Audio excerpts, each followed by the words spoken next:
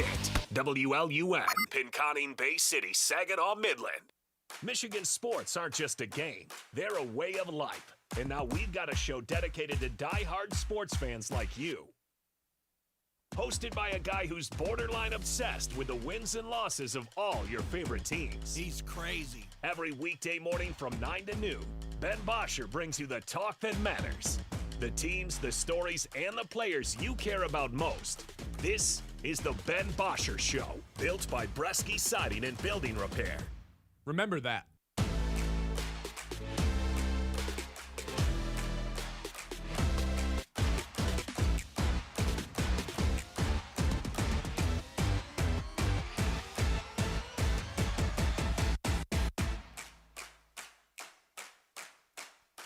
What up?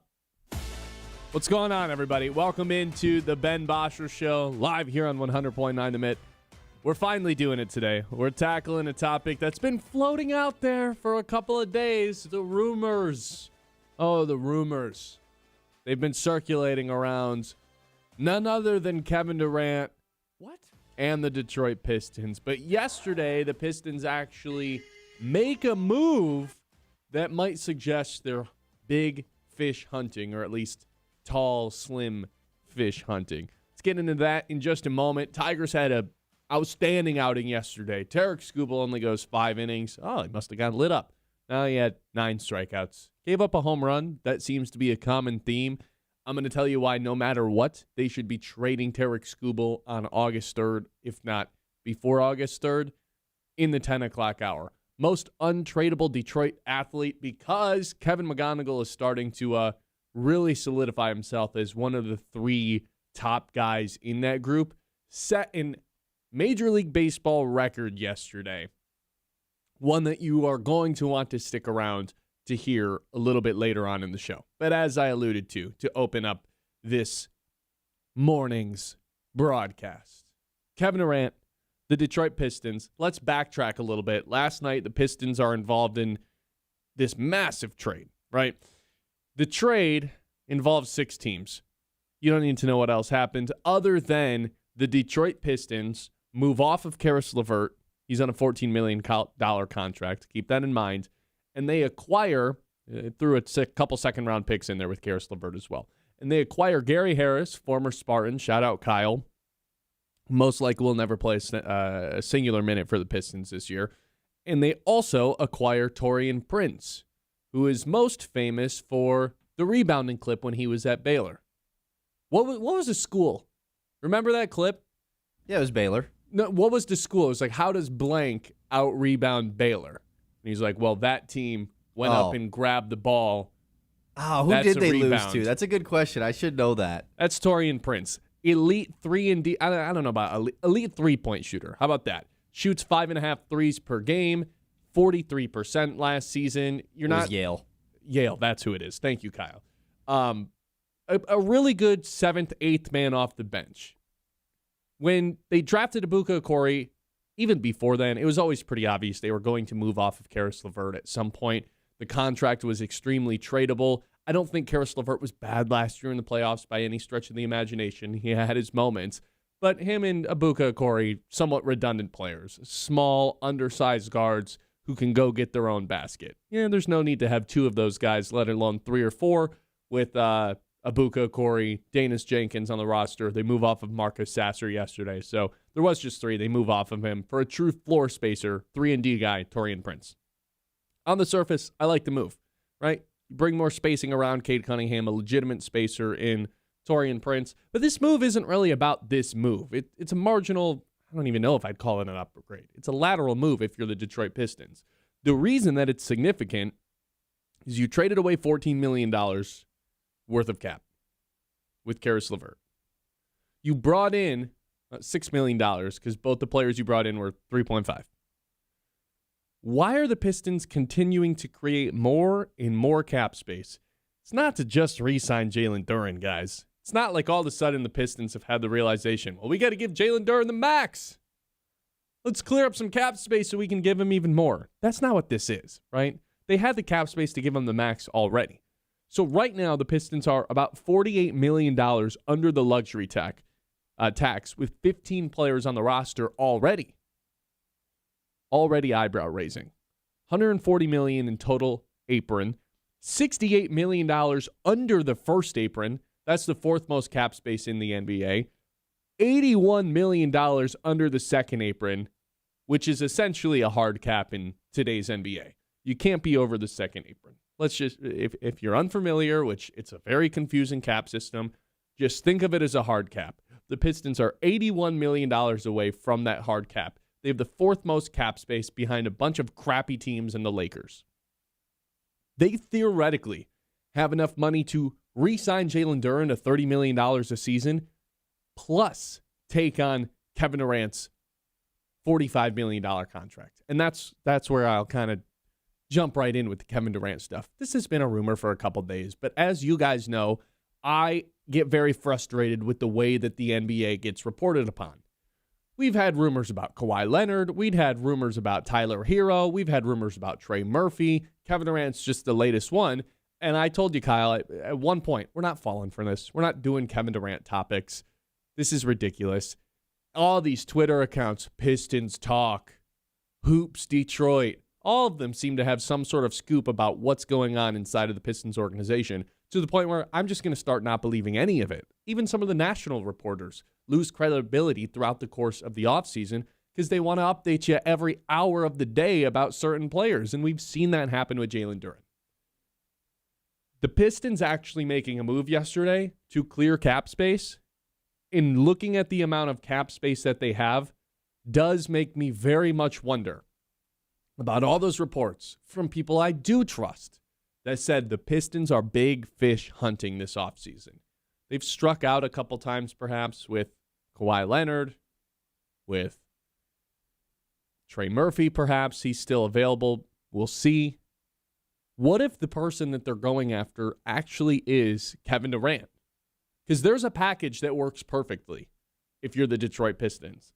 It's Ron Holland, it's Duncan Robinson, and 2 first-round picks. Because the Pistons, don't forget this, have every pick available to be moved. They have all of their first-round picks and 1 trillion second-rounders.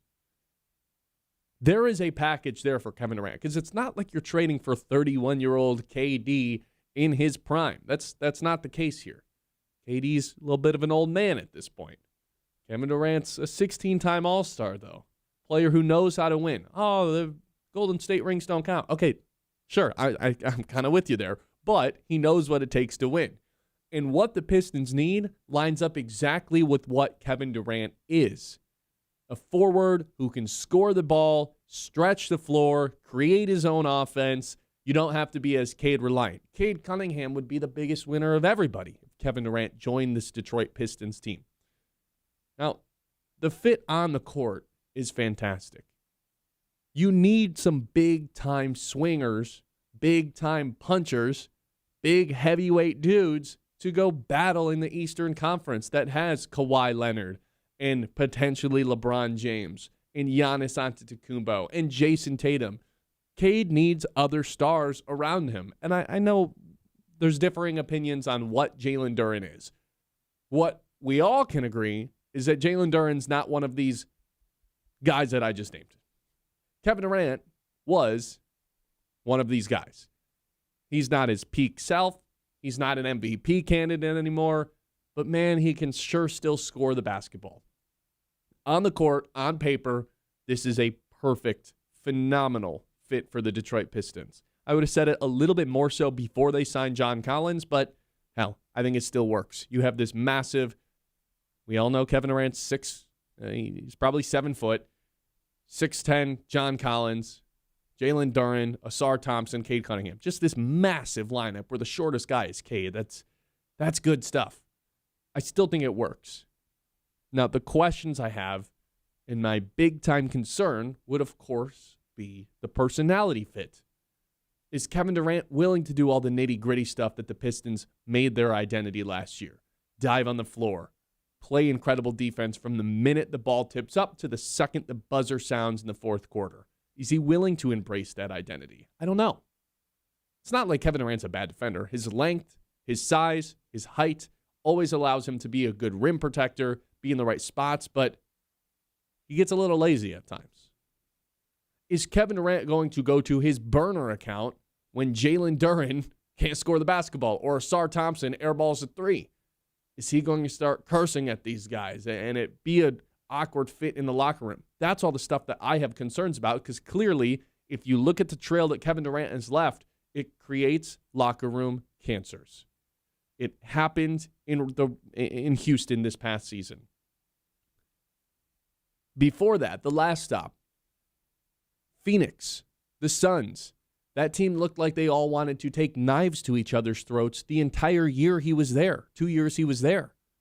Brooklyn absolutely implodes in on itself. Those are the 3 stops since Golden State, which, by the way, had a really rough ending to it as well. It's not like OKC ended well either. Thunder fans surely don't love KD. Everywhere he departs from, it gets really rocky at the end. Even in Golden State, where he's playing with other Hall of Famers and wins titles, it becomes so impossible to be around each other that he left again. Couldn't get along with Draymond. Couldn't get along with Steph. I think they're fine now, but in the moment, he wanted his own team. I don't think Kevin Durant is a leader.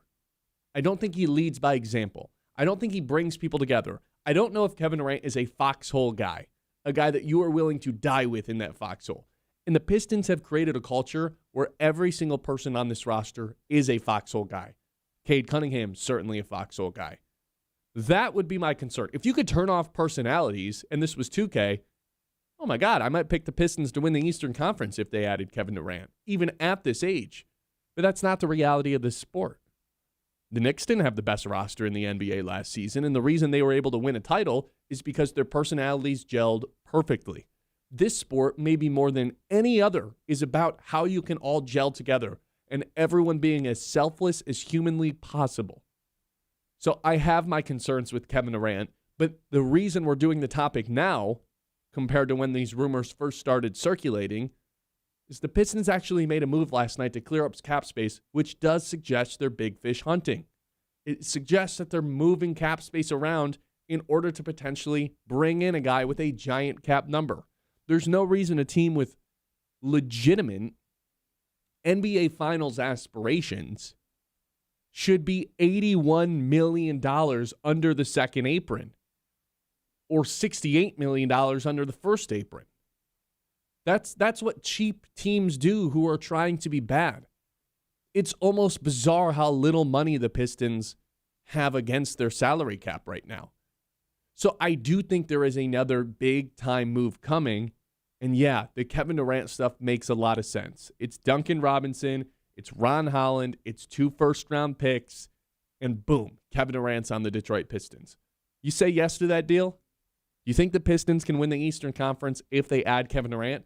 Or are you overly concerned about all of the off-the-court stuff that Kevin Durant brings to the table? The locker room cancer aspect of it. Is that trumping what he brings on the court? Because on the court, I mean, it's a beautiful fit. It makes perfect basketball sense. Cade, Kevin Durant, you've got the defense around them. I love it on paper. Kevin Durant's more than just an on-paper player, though. There's a lot of intangibles that he brings that negatively impact the team. Do you think it's worth it to bring a guy like that in? 989-837-6125. Ben Bosscher, Kyle Sandel here on the Ben Bosscher Show. 9 o'clock hour, as always, is brought to you by Iron Stack Technology. You know, we talk about the game plan all the time on this show, the execution of it. That is how Iron Stack approaches IT. They help businesses stay secure, stay efficient, and ready for what's next, so you can focus on your mission instead of your technology. That's Iron Stack Technology, solution-driven, mission-focused. You can check them out online at ironstacktechnology.com. The show is brought to you by Bresky Siding and Building Repair, the experts who do the job right the first time. Whether you have a leaky roof, storm damage, siding looking tired, Bresky has you covered, locally owned, trusted, and dedicated to keeping Midland area homes safe and looking sharp. Quality materials, skilled craftsmanship, and service that puts your family first. Don't wait for the next storm. Call Bresky Siding and Building Repair today. Keep your home strong for years to come. By the way, 10:15, thanks to our friends at Garber Chevrolet, we are going to be giving away Detroit Tigers tickets for this Sunday's game. So stay tuned for Big Win Wednesday at 10:15. More on Kevin Durant. I want to get your thoughts on this. 989-837-6125 when we come back here on The Mitt. The Ben Bosscher Show, built by Bresky Siding and Building Repair on 100.9.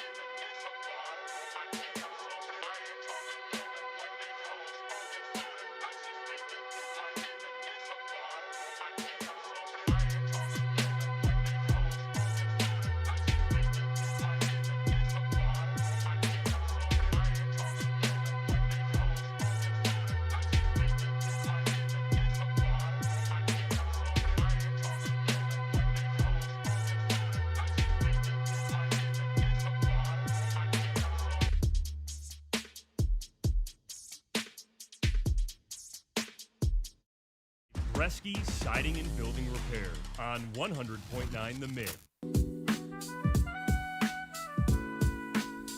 You know, I'm conflicted on this, Kyle, because I've been pretty adamant, and you know me, I think the off-the-court stuff and the chemistry, the secret that Isaiah Thomas let us know all about in 1989 after they won the title, of that it's not about basketball. It's about the fit and being selfless and the chemistry of the team.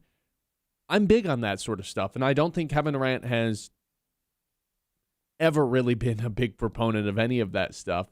The two different teams he's been in the finals with were just loaded with Hall of Fame players left and right, and the talent ended up trumping the chemistry. And I think the Warriors had amazing chemistry before he showed up, and you add a player like that, and it just works out. So I have, for the most part, been pretty adamant that, no, Kevin Durant should not be let anywhere near this Detroit Pistons team. And after they made the trade yesterday, and I really started to think, man, they got to be clearing up cap space for somebody.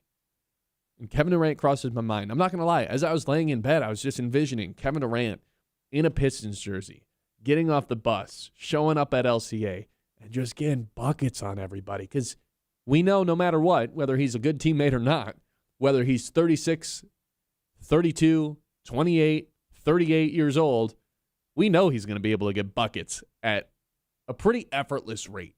Even at this point in his career when he's a little past his prime, he's still able to get buckets. And having a guy like that, I'm just envisioning him as I'm going to bed, between the legs, the cross, the post up, the fade, bang, long range 2 in your face. Like, I don't know. Something about it kept me up for a little bit. I couldn't stop thinking about it. So where do you lay on this? Should the Pistons be interested in Kevin Durant? Or do you think all this is total bogus, that there's a potential chance that he's in Detroit? Well, like, first off, you have to take it from both perspectives here. From the Detroit perspective, the second that this LeVert deal went down last night, I was like, okay, boom, something else is coming. Why would a team like the Pistons, who already is well below the tax number, create $7 extra million just to dump LeVert? And they dumped him, by the way. Like, worth noting, yeah, Taurean Prince can be a cool guy that sits at the end of the bench. Gary Harris, like you said, probably gets waived. They added 2 second-round picks to this deal. LeVert is still better than both of those guys. Correct. Like, those guys are on vet minimums. And the contracts represent and it's Trajan Langdon saying, hand up, that was a bad contract we gave to LeVert because we had to dump it in year 2, right? So to me, it's like, okay, that they don't just do that. You don't just do that just because. And attach second-round picks to it. it. And now then, you get the reporting out after, and this came from several Detroit beat reporters, that this is being done to create cap to extend Jalen Duren and stay below that tax number. And then I got a little sad. Oh, man, I was so excited that there was going to be an extra move made. There's no way. And then we finally get the full details about this 11-team trade, or 11-player trade that it ends up being 6 teams, that Marcus Sasser's involved. So now the Pistons are $48-ish million below that tax number. Jalen Duren will not be making $48 million next season. Nope. He won't be making anywhere close to that. He won't be making $40 million next year. Even if it's on the high-end, expensive type of deal, it's not going to be $40 million. Well, especially the next year number. Like even if it is an overpay for Jalen Duren, which it won't be. The first year of the deal is not going to be more than $40 million. And so what was the reason to create $7 extra million? I have decided it is to do a big move.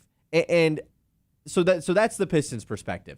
I am now convinced that, yes, based off everything that has happened in the Eastern Conference, maybe the Trey Murphy availability is just not there as much as it's been reported on. Maybe the Michael Porter Jr. stuff, I mean, there hasn't been any stuff about it, so that's probably why. And this is the next pivot that the Pistons have made. Switching it over to Houston's perspective. Does Houston want to trade KD? Because that's what's been very unclear about this whole process. That's what I don't know. Now, the second that the playoffs ended, I would have been, oh yeah, they're trading KD. He played 1 game in the playoffs, which he's like the opposite of Kawhi Leonard. You know, I had all the complaints about Kawhi where, Kawhi never plays in the playoffs ever. Kevin Durant misses time in the regular season every year, but last year was the first time he'd been injured in the playoffs since the time he got injured on Golden State against Toronto in the finals. It's also 37. Like, at this point, you got to kind of, if he's healthy for the playoffs, you feel like he got lucky. You know? But you heard what I just said, though? I know. He played in 6 straight playoffs, at a high level. But in none of those did he go on a run and have to play in 3 different rounds. That has to be considered too. 3 different rounds, yes, sure. Cool. You played in the playoffs. You got swept by the Celtics in 4 games. I mean, he played in the second round in multiple times of those series, but sure. Did he ever make it out of the first with Phoenix? Yeah. Okay. So he's made it to the second round twice since Golden State, right? I believe so. Yeah. Yeah, that sounds about right. So yeah, I mean, it's not like you're right. It's not like a huge pat on the back, but it's better than Kawhi Leonard's playoff history, you know, sure. like that. And that was the main thing why I was caught up on not wanting to trade for Kawhi. So he's like the opposite. Yeah, he'll miss time in the regular season. He's usually good to go for the playoffs. This past season, he was not. So that was the first time in a while that it happened. But obviously, all the stuff that happened with Houston this year was, to me at the time, I thought it was unrepairable. Like the going on the phone at the All-Star game and all the DMs coming out about how he hates playing with all these guys, basically calling his teammates idiots, and it gets leaked and it gets thrown out there, and then he doesn't play in the playoffs. The Rockets get exposed by truly a bad Lakers team in the playoffs. No Luka. Like it was 40-year-old LeBron basically sweeping the Rockets in round 1. So I thought that it was unrepairable, and we haven't gotten any buzz all offseason until now about Durant getting moved. So, Well, they tried to trade him at last year's deadline. True, I guess it was discussed. I think Durant, the fit, though, it makes a ton of sense. You talk about, I'm a little bit worried about him fitting like the defensive culture mindset of the Pistons. He did that with Houston last year. Yeah. Like Houston's all that. They were all defensive-minded guys, and Durant got thrown right into the mix, and I think he perfectly fit that group. Durant had a great season. Correct. Like, he was All-NBA second team this year. He was tremendous this year. And I don't think there's a regression worry with Durant. I really don't think there is yet. I think, okay, a couple things there.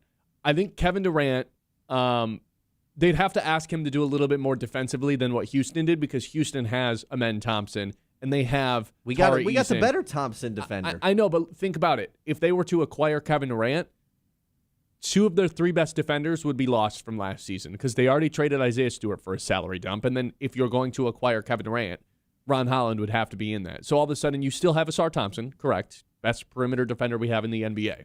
But you lose your other pieces that made you a truly special defense.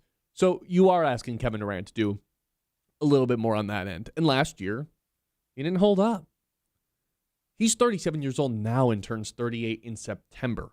So he's going to be 38 by the time next year's playoffs roll around, and he hasn't made it out of the second round since he was in Golden State, and he's had 3 different stops since then, and all 4 of those stops have left with a implosion after he decides, I don't like it here anymore. The made it out of the second round thing is like, none of the guys on the Pistons have made it out of the second round.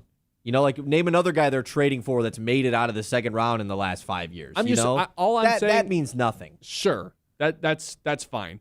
All I'm saying is, I don't know if he should get a ton of credit for being healthy in the playoffs if he hasn't really done anything in the playoffs in any of those years when he has been the best player on almost every single one of those teams. He for sure has been the best player on those teams. What do you mean he hasn't really done anything? Like, he's been the best. Like, he still has good numbers in the playoffs. It's not like he falls apart in the playoffs. He just faces a team that is better than the team that he's on. Well, he's also been the best guy on all those teams where he just wouldn't be on Detroit. Yeah, and that's another thing where it's like, is Kevin Durant willing to accept that finally? At 38 years old, is he willing to? Always has been willing to. He went to Golden State. Like, yes.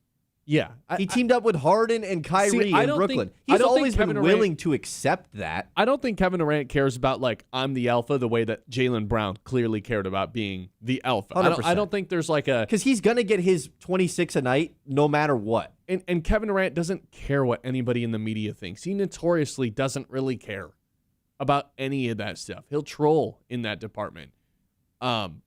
It's just a matter of, like, when things get tough, are you going to lift your teammates up or push them down? And what we've learned about Kevin Durant over the past 18 years is more often than not, he's going to do the latter and push his teammates down. He did it with Amen Thompson. He did it with Sengun. He did it with Jabari Smith last year with Houston. All the dudes in Phoenix. He did it with... He got Steve Nash fired in Brooklyn after getting him hired. Yeah, it's a lot Harden wanted out. It's a lot of looking around and blaming everybody else when stuff gets tough with Kevin Durant, which is the exact opposite of the culture that the Pistons have introduced. And I don't know, Kyle, there's just not a lot of teams that have won with any sort of player like that lurking around. It's the elephant in the room that is hard to ignore. I'm with you. I'm trying to ignore it, and you're right. You keep bringing it up, and it's very difficult to just block that out. But if you convinced yourself, hey, this is a 2-year plan, right? We're having this guy for 2 years on our team, and that's it. Because he's got this year on his deal, and then he has a player option that he likely opts into. Maybe he opts out because he's still playing at a high level and wants to sign a more long-term deal. You know how that stuff goes. They want to opt out and sign a 2-year deal. Yeah, but it depends on he's 37 years old, like you said. 38 by the time the season starts. If you can guarantee $46 million going into your 39-year-old season, you know, that sounds pretty good to me. He doesn't feel anywhere close to retiring. He's pretty good, man. Like, he's still a very, very high-level NBA player. Like, I still would rather have Murphy or Porter. Durant's better than those guys. Yeah, I'd rather have those guys for the number. I'd rather have them be, and they're just young. Like, they're going to be a part of your core going forward. But Durant's better. Like, he's a better player, no doubt about it. And you look at all these other teams in the East, like if you do want to go out and make the big moves that those other teams have, that's the one. I would be very curious to watch Kevin Durant. I wish we could have just dropped Kevin Durant into like one finals game from last year just to see if he can play and still score with that sort of intensity. Because I think he could average 26, 25 points per game in the regular season till he's 45 years old. He scores effortlessly. He shoots over everybody. Is he still able to create the separation and play with an intense, high-level defense that it takes to get through 3 or 4 rounds of the playoffs? Is he still able to put up the numbers that way? Because we haven't seen him play at that level of competition in quite some time. It's been like a long time, yeah. But I think I agree with you, yes. But the playoffs itself is a similar mold to that. Like that Nets-Bucks series, I think is just as intense as years like ago. But that's what I'm saying. Like I would compare that to like an NBA Finals. But I 100% agree with you. That was 2021. 2021. That was 2022. Yeah, that was a long time ago. It was one of those years because the other year he got swept by the Boston Celtics. Correct. So it's 21. Yeah, it was the year the Bucks won the finals. Yeah. So there was at this point that was 5 years ago. That's a half decade. He was 32 then. Or honestly, he would be. Yeah, he was 32 then. Like 5 years since we've seen him play at that high level, intense defensive basketball. I think it's a little bullish on him or a little like you get ahead of yourself to say, oh, he can still score at that level with that sort of defensive intensity. So now, like, as I'm flushing this out with you, I'm almost leaning towards, I don't know, man. There's just too much that could go wrong with this Kevin Durant thing. Here's the question, though, and I think this is a good point to leave it at. What if it's just this? Like, what if the Murphy and Porter stuff is just not on the board, and that's why they made this move, and it is this move? Would you rather have this or go into the season clearly being behind a lot of these teams that have now emerged in the East? Yeah, right now I think the Pistons are like a borderline play-in team. Okay, that's probably a stretch. But like, are they a top 5 team in the East? Borderline play-in team? No, I'm saying like a playoff/play-in team. I envision them as a 6, 7, 5, 8 seed, somewhere in that range. They're not a top 4 team in the East. 8 seed? I think realistically it's somewhere on. between a 5 and a 7 seed. I do not think they're better than Toronto right now. I do not think they're better than Cleveland right now. So I do not think they're better than New York right now. Then you're not making any sense. If you think that's the case, you should be all in on this trade. I know. I just, you know me, I really value the off-the-court stuff, and Kevin Durant is a very negative part of that. If they don't do anything, it leaves the door open for a potential bigger move. But, like, man, you wait around, and it just passes you by, all these great players. I just don't get why they're not going to New Orleans and making them an offer that it's impossible to refuse. I know why. Tell me. The guys that are in charge over there in New Orleans, idiots. Yes, very much so. Sorry, Joe. 989-837-6125. This is the Ben Bosscher Show live here on 100.9 The Mid. Show, as always, is brought to you by Bresky Siding and Building Repair. Scott Family Dental, they've got your back. They've got your teeth. They've got a friendly staff as well. You're more than just an appointment on their schedule. You're treated like family the moment you walk in. Dr. Brandon Scott and his team create an experience that's welcoming, relaxed, and enjoyable, making every visit feel like a little bit less of a dentist appointment and a little bit more like catching up with friends. That is Scott Family Dental. This is Ben Bosscher Show. We'll get to your MIT messages, 989-837-6125, and we'll peek at the YouTube when we come back regarding this Kevin Durant to the Pistons. It's more than just a rumor at this point, right? I don't know what I would call this. It's basically a done deal. Okay, that might be a little too far. We'll get to your guys' thoughts when we come back. The Ben Bosscher Show, built by Bresky Siding and Building Repair on 100.9.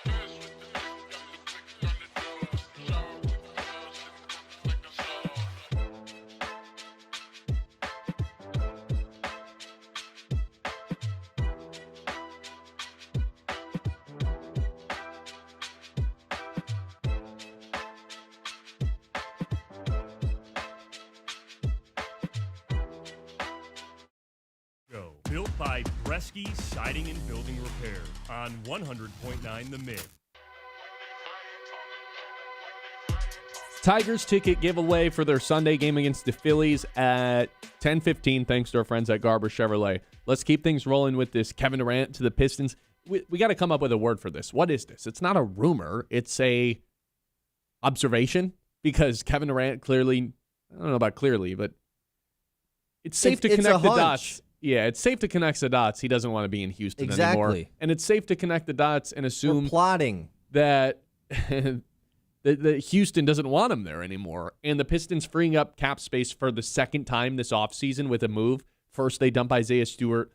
Then they dump Karis LeVert with a couple second-round picks to take on Taurean Prince, who I think is a fine rotation player. But this trade isn't about the trade. This trade is about clearing up even more cap space and now having the fourth most cap space in the NBA. What's the reason behind that? You're a team that's contending to win the NBA What's he building in there? Finals. So yeah, what are you attempting to do? Let's get to the texts, and then we'll look at our YouTube chat as well. 989-837-6125. One that says hard pass. I'll say no on Kevin Durant. Got a question for us on the text line. So according to the rumor mill, I heard Beef, Stu, and JB fell out during the playoffs. Stu wanted to get traded. Is that true? Haven't heard that. I haven't heard anything like that.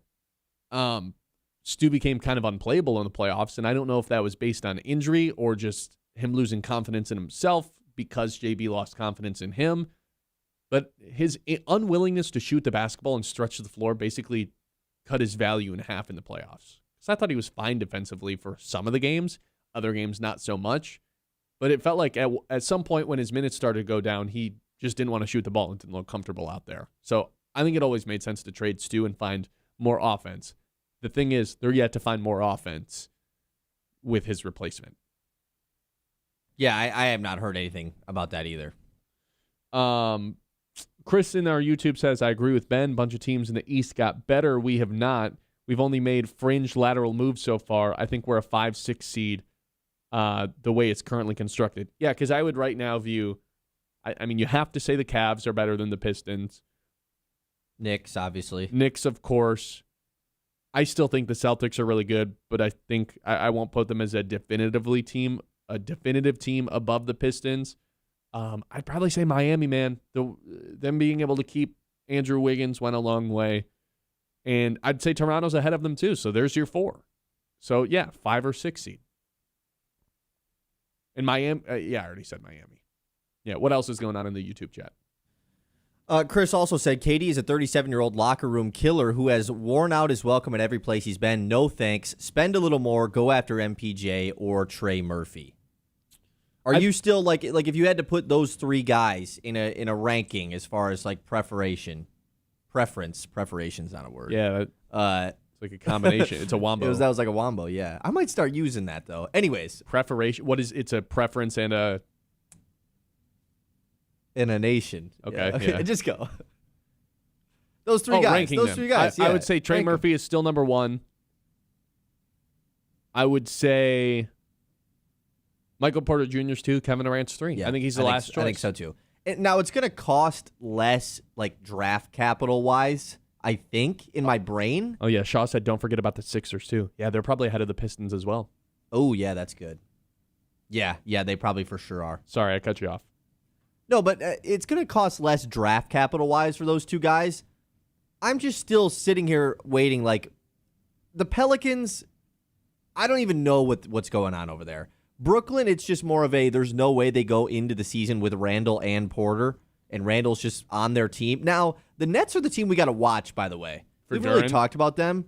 They're the one team that the Randall deal is not been finalized. That still has a pause button on it.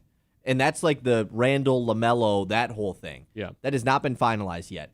They have cap, and if they are able to dump Terrence Mann's salary, they could offer Jalen Duren the 4 for 177. Mm-hmm.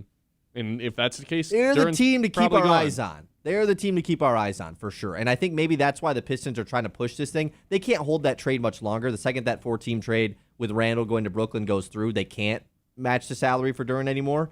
So, I don't know. Got to keep our eyes on them, though. More YouTube. What do we got? Shaw says, Pistons don't need to trade Duren to get Durant. Doing that gets them no closer to a ring. Dumping LeVert and giving up picks is Weaver-like. And then he also just says Durant is a win-now move. That means keeping Duren. If Trajan trades Duren for Durant, he is worse than I thought. I don't think they should at all be trading Jalen Duren for Kevin Durant. I don't think that is also a lateral move to where all of a sudden, okay, you got another scorer. Now name one person on the team that's getting rebounds. That doesn't make sense at all. And also, or just playing the center position. Right. Paul Reed just plays every night till he fouls out. Like they're going to get eaten alive on the glass. And also, the Rockets don't need Jalen Duren. They have no need for Jalen Duren. They have a young center who's better than Jalen Duren and Alperen Sengun. So I don't think you have to worry about that. You can get this done without throwing Jalen Duren in the there trade. is some wiggle room to be made cap-wise, like in a Durant trade. But it doesn't mean that you can't bring back Jalen Duren. Also, they still just don't know the price that Duren is going to be at next year yet. And That'd be nice to know. And I saw someone else throw us in the chat as well. Like, they don't need Jalen Duren in Houston. Like, then stuff would get really weird, and this would be like a bigger 3-team, 4-team, whatever you want to call it, trade. Do it effortlessly says, he's 38, bro. The fall-off is coming sooner rather than later. Yeah, that has LeBron completely brainwashed us into thinking that any athlete can play until they're 40 years old. I think that's probably true to some extent.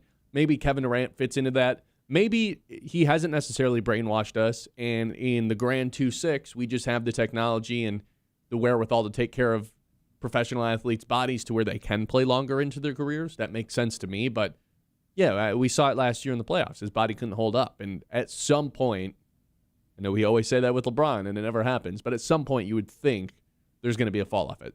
But I don't know. I think it makes just as much sense to say, I think Durant can play until he's 26. I just think he just hasn't really shown any sign of fall off yet. I agree with that. I think he can play until he's 45 and just score. Okay, 45? I'm being hyperbolic, but score 20 points per game because of how effortlessly it is. My question remains, it's been 5 years since we've seen him play in a high-level intensity, intense playoff basketball atmosphere, and that was the series with the Bucks where his toe was on the line, and then they got smacked in overtime. That's the last high leverage basketball situation he's been in. Yes, he can score 25 per game in the regular season. Can he score 25, 30 points in a playoff game against the Spurs, against OKC, against a team like the Celtics, where the defense is just the magnitude of it is just so much more intense? I don't know. We haven't seen it in 5 years. It's been a half decade since he's played in a series like that. I don't think you can say with confidence that he can still get buckets in that sort of atmosphere. My only thing is, you weren't saying this about Kawhi Leonard when you wanted to trade for Kawhi. Why? He's not a locker room cancer. The very same thing could be said. He's not? Not as much as Kevin Durant. He just doesn't Man, talk. we can't sit here and act like Kawhi is some the guy forced his way out of San Antonio. He sat a whole season out, man. Yeah. No, I think Kawhi Leonard, the same way that Kevin Durant is, not a leader. Both of those guys are not the alphas, die in the foxhole type of guy. Both those guys fit into that description. At least Kawhi Leonard just shuts his mouth and doesn't say anything, though. Kevin Durant will, vent out his frustrations in very public settings. And when I say that, I mean on Twitter. It's very burner true. accounts. It's very true. 989-837-6125. This is the Ben Bosscher Show live on 100.9 The Mitt. We're giving away Tiger tickets at 10:15. Easy to win. Just make sure you're listening then. Again, that's 10:15. Garber Chevrolet makes Big Win Wednesday possible. Every Wednesday, 10:15, giving stuff away. This week, Tigers versus Phillies tickets for Sunday's game. It's the Ben Bosscher Show live here on The Mitt. The Ben Bosscher Show, built by Bresky Siding and Building Repair.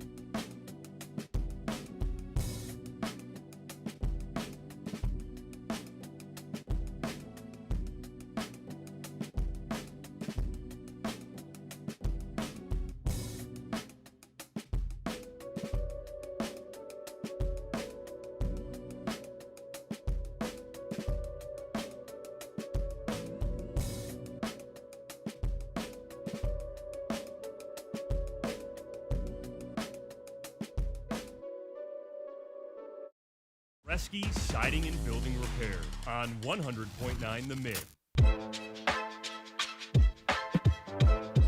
We did get one text that it's a point that we never really discussed. Does Cade say yes to this deal? Is Cade going to have a problem with Kevin Durant coming to town? I don't think so. I think these guys are boys. Yeah, why would Cade have a problem with this? Just because Kevin Durant shows up, it's his team now. It ain't his team. I agree ain't with his you. team. I agree with you. I don't think there'd be any sort of like, whose team is this? I think the answer's pretty clearly the guy that they drafted number 1 overall. I don't think you can be a number 1 overall pick for the team that drafted you and it not be your team. What about Zachary Reza-Shea? What about him? Okay, how about this? Be drafted first overall and be any good? And be any good, yeah. Make an all-NBA team. It's your team no matter what. It's not going to be Kevin Durant's team if this trade were to go through. Right? 100%, yeah. So, and I think to like it. Cade and KD have, like, I think they're friends. I think they are, like you said, I think they're boys. Well, you hopped on, what, it's not Kevin Durant's podcast, is it? He does the boardroom. Yeah. Is it a podcast? I These guys don't have really their own know what it is. platforms. I think it is a podcast with Eddie Gonzalez, yeah. Just a YouTube clip, I don't basically. really know what it is. I liked that. I liked when he jumped on the Kevin Durant because they clearly have some sort of chemistry together. I think they are close, so maybe he doesn't end up ever getting mad at Cade. I think, like, even a couple years ago, not the year where they lost X amount of games in a row, but the first playoff year, I remember Kevin Durant, the Pistons went out west on a West Coast trip, and Cade just, like, torched everybody. I think they played the Kings, the Suns, the Lakers, and one other team out there, maybe Utah. And Cade just, like, was like 26-10 the entire West Coast trip. And I remember specifically, and they won all the games. I remember specifically after the Suns game, him and Kevin Durant went and talked to each other for a long time. And Kevin Durant, like, they were doing the thing where they cover the mouths and they were talking to each other. And then Kevin Durant said after the game, like, man, I love that guy. Yeah. Like, he's got a fantastic game. So That's what Chris just said in our YouTube chat. He says, as much as I'm not a fan of KD, he has always spoken highly of Cade in interviews. yeah, there's been an admiration for each other there. multiple things that Kevin Durant has said about Cade in the past. So Because I think there's some things that Cade does that Kevin Durant, admires in terms of, like, seeing the court, finding guys in their spots. He makes everyone else a heck of a lot better who's around him. And I'm sure there's some stuff that Cade admires on Kevin Durant. It's just like, yeah, this guy just, like, pretty seamlessly gets buckets. He's the 6th all-time leading scorer for a reason. He's going to pass Kobe Bryant this year for a reason. He's going to play into his 18th season for a reason. He's an incredible scorer of the basketball, if not the best scorer we've ever had. it's just essentially like, can you get over the long, long history of Kevin Durant off the court? Not even problems, because I think off the court problems makes it sound like he's like bad guy activity. He's like getting pulled over and having guns in the passenger seat of his car coming back from the strip club at 3 a.m. NFL guys do. It's not that. It's the just broken relationships with the teams that he leaves. I think that's probably the best way to word it. There's a long history of that. Are you willing to just kind of, oh, well, I don't see that. I see a guy that averages 26 and was all NBA second team, and he kind of fits the Pistons perfectly.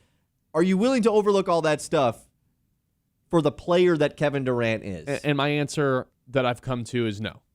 I'm not willing to just overlook any of that stuff. So you'd rather go into the season with the Pistons being the 8th best team, like you said earlier?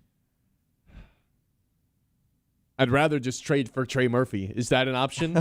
Can I say that? If that was an option, we wouldn't be talking about Kevin Durant, right? I still think it's an option. It is an option, but I think there's a reason why this Durant stuff has gotten so big. Yeah. Right? Yeah. There's a reason why this has now emerged as the guy, because the Murphy stuff has it feels like it's stalling out. In New Orleans, who knows what's going on over there? They're over there running with the bats around their head and doing the race down the field. Like, they're just doing all this random stuff. And then the Michael Porter Jr. stuff, there just has been no conversation about it. Someone in our YouTube chat asked earlier, Michael, like, is Michael Porter Jr. even still getting traded? I don't know. Nobody knows. Knows anything that the Pistons Nets have are to doing. get something done, though, especially if they want to do this Durant deal, it's got to get done pre-Durant contract. I like what Andrew in our YouTube said. Why do you think Detroit is in spot for LeBron? I don't know. Seems like a perfect spot for LeBron. We didn't even make the whiteboard, man. I know. Man, there was 10 teams on that damn whiteboard. We didn't even make the outside boundary of it. It'd be a perfect fit Come on, for Rich LeBron. Paul. There's no other reason besides he just doesn't want to play in Detroit. Hey, LeBron, culture yourself a little bit. Walk down Woodward. It's a nice place now. There's a Gucci store. I think there's a Louis Vuitton store down there. Really good pizza. We didn't even make the dang whiteboard. I know. That was tough. All right, when we come back, we'll switch gears. Detroit Tigers pick up a big win yesterday. They passed the A's in the standings. Scuba looked fantastic again, and we'll do our giveaway for Tigers tickets at 10:15. The Ben Bosscher Show, built by Bresky Siding and Building Repair on 100.9 The Mid.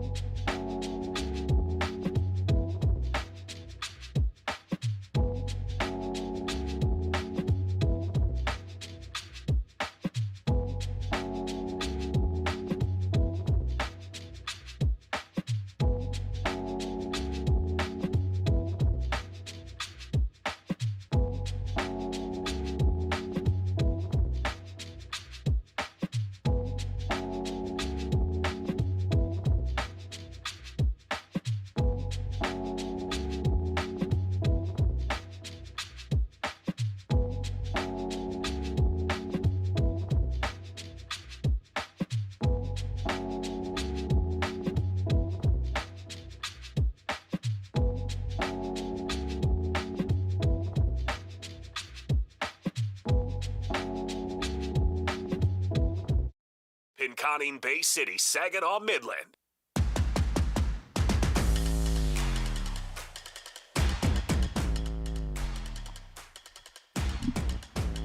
All right. We'll switch gears here. We'll circle back to Kevin Durant and the Detroit Pistons in the 11 o'clock hour. We're going to give away Tigers tickets in 15 minutes for Sunday's game. All you got to do is text in. Real easy stuff. So yesterday, Tigers pick up a huge win against the A's. Borderline dominant fashion. Skubal was certainly great again. Back-to-back outings for Skubal where he's had 9 different strikeouts. McGonigle has this borderline unbelievable stat that they kept throwing around on the broadcast. 53 games he has reached base multiple times. The only players that have hit that number this season are Shohei Ohtani and Nick Kurtz. And it also is a rookie record for most games like that in a season since Aaron Judge. Not since Aaron. He's breaking Aaron Judge's record. So, like, the McGonigle stuff, it feels like, you know, that first month or so of the season, every single series, there was a new, like, hey, he's the first rookie to ever do this. Hey, he's the first rookie to lead the team in WAR, blah, blah, blah. This is just like another thing that you can throw on this immaculate season that he has put together. up until this point through the All-Star game. I have no reason to think that this is not going to continue after the All-Star break. So there's that element of yesterday as well. There's the fact that you jumped the homeless Athletics in the standings as well. And then you look at the standings, and Kyle, I got to admit something to you. I'm not going to lie. I have to admit something I'm not necessarily proud of.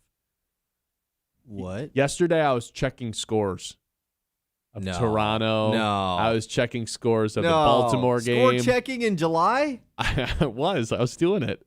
Did you see the Royals-Mets score, by the way? Did you see the play in the Royals-Mets game? The play with 3 errors in the same game? No, I didn't. Oh, dude. I just saw the Royals, their 9-hole hitter has a hit in 12 straight at-bats. Yeah. One of the weirdest stretches ever. Well, that didn't help them last night. Yeah, there was a play with 3 errors that resulted in a Little League home run last night. From the Mets? From the Royals. I say the Mets really been getting a lot of errors. Yeah. I was peeking at the standings because you mentioned there's just too many teams ahead of the Tigers to really consider yourself a wild card contender. The 5 games back is misleading. You're a game and a half out from passing 3 teams ahead of you right now. You're 1 single game away from passing 2 teams ahead of you right now. Right now, the Tigers have won, what is that now? 5 of their it'd be 6 of their last 7 games. They keep winning. They stay hot. They're one of the hottest teams in the league. And I still want them to trade Tarek Skubal. There's nothing that can happen the rest of the way. 21 games until the trade deadline. 5 more games until the All-Star break. There's nothing else that could happen for me to not want to trade Tarek Skubal. I'm down to hold on to everybody else and improve the team. And if Scott Harris can figure out a way to build for the future while also getting better this season and helping out the offense with a Tarek Skubal trade, by all means, that should be the plan. But a good outing yesterday. He seems to have a little bit of a home run problem, which is weird. 4 straight starts, he's allowed a home run. Is it a problem if it's only 1, though? He's gotten pretty lucky that there's not guys on base. If it's the only run he gives up, then it's fine. Whatever. 9 strikeouts yesterday. I mean, he struck out the side to open the game, 2 more in the second. He was unbelievable yet again, even though he only went 5 innings. There's nothing that could happen the rest of the way for me to want to keep Tarek Skubal around. I will plant my flag on that. They could finish this homestand, 5 more wins, all of a sudden creep way back up the standings in both the AL Central and the wild card with 5 straight wins, and I still am going to be pretty adamant that they should trade Tarek Skubal. Even though I still think a post-trade, the biggest reason why is because I think post-trading Tarek Skubal, you still can go contend to win. It doesn't just mean that the season's over, that you're throwing in the white towel. Because a little fella named Jackson Jobe, he's not little by any means. He's actually enormous. Jackson Jobe's starting to rehab down in Lakeland. You've got Troy Melton pitching as good as anybody in the rotation. Odds are you get an arm back for Tarek Skubal as well. And then the hope is you get some offense that can help you out sooner rather than later. I think it can spark this team forward. I don't think it's smart to keep a guy around who you're winning, you're 500 in Tarek Skubal starts since last September now. I don't think it's smart to keep that guy around if you know you're going to lose him. And I have no read as to what the Tigers are actually going to do at the deadline, by the way. This is all just what I think they should do. Yeah, I still will stand on the ground that every time the Tigers win, I think it's less likely they trade Skubal based off of the front office that this team has. They are going to start to adapt the mindset of, hey, you never know, keep winning. And I agree. They have gotten to a point where this team clearly has found something. They've clicked. It's 3 straight wins. And yet they're still 5 games back of the wild card, the same spot they were in yesterday.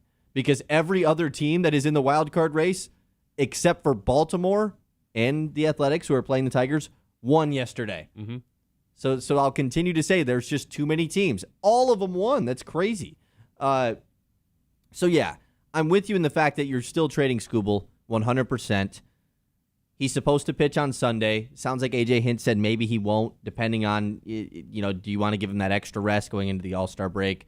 We'll see. Pitch as much as possible if you're going to move him. I would agree with you in that. And it's just he hasn't pitched. Like it's just good to get him. He's got enough rest this season, right? When he was injured, so you might as well pitch him on Sunday. He's not an all-star. It's not like you're lining him up to play in the all-star game or anything. Yeah, what would that mean? Montero's going to start, and then you just lose a bullpen. You lose your best bullpen guy. They might do it just because Montero deserves the start. Not only would you lose your best bullpen guy, but that means you probably have to plan to not pitch Montero on Friday or Saturday leading up to his start Sunday as well. Or Thursday for that matter. Right, exactly. So that does kind of hurt the team, I guess, throughout the rest of this week leading up to the All-Star break.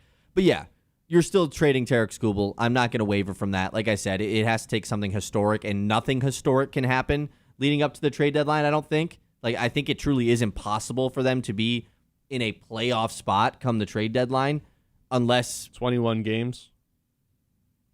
It's just not it would have to be the division, I think. I don't know if the wild card, there's just too many factors that they would have to get in front of everybody by that point. So, yeah, for the wild card, you're 6.5 games back. So you are making up ground in that department.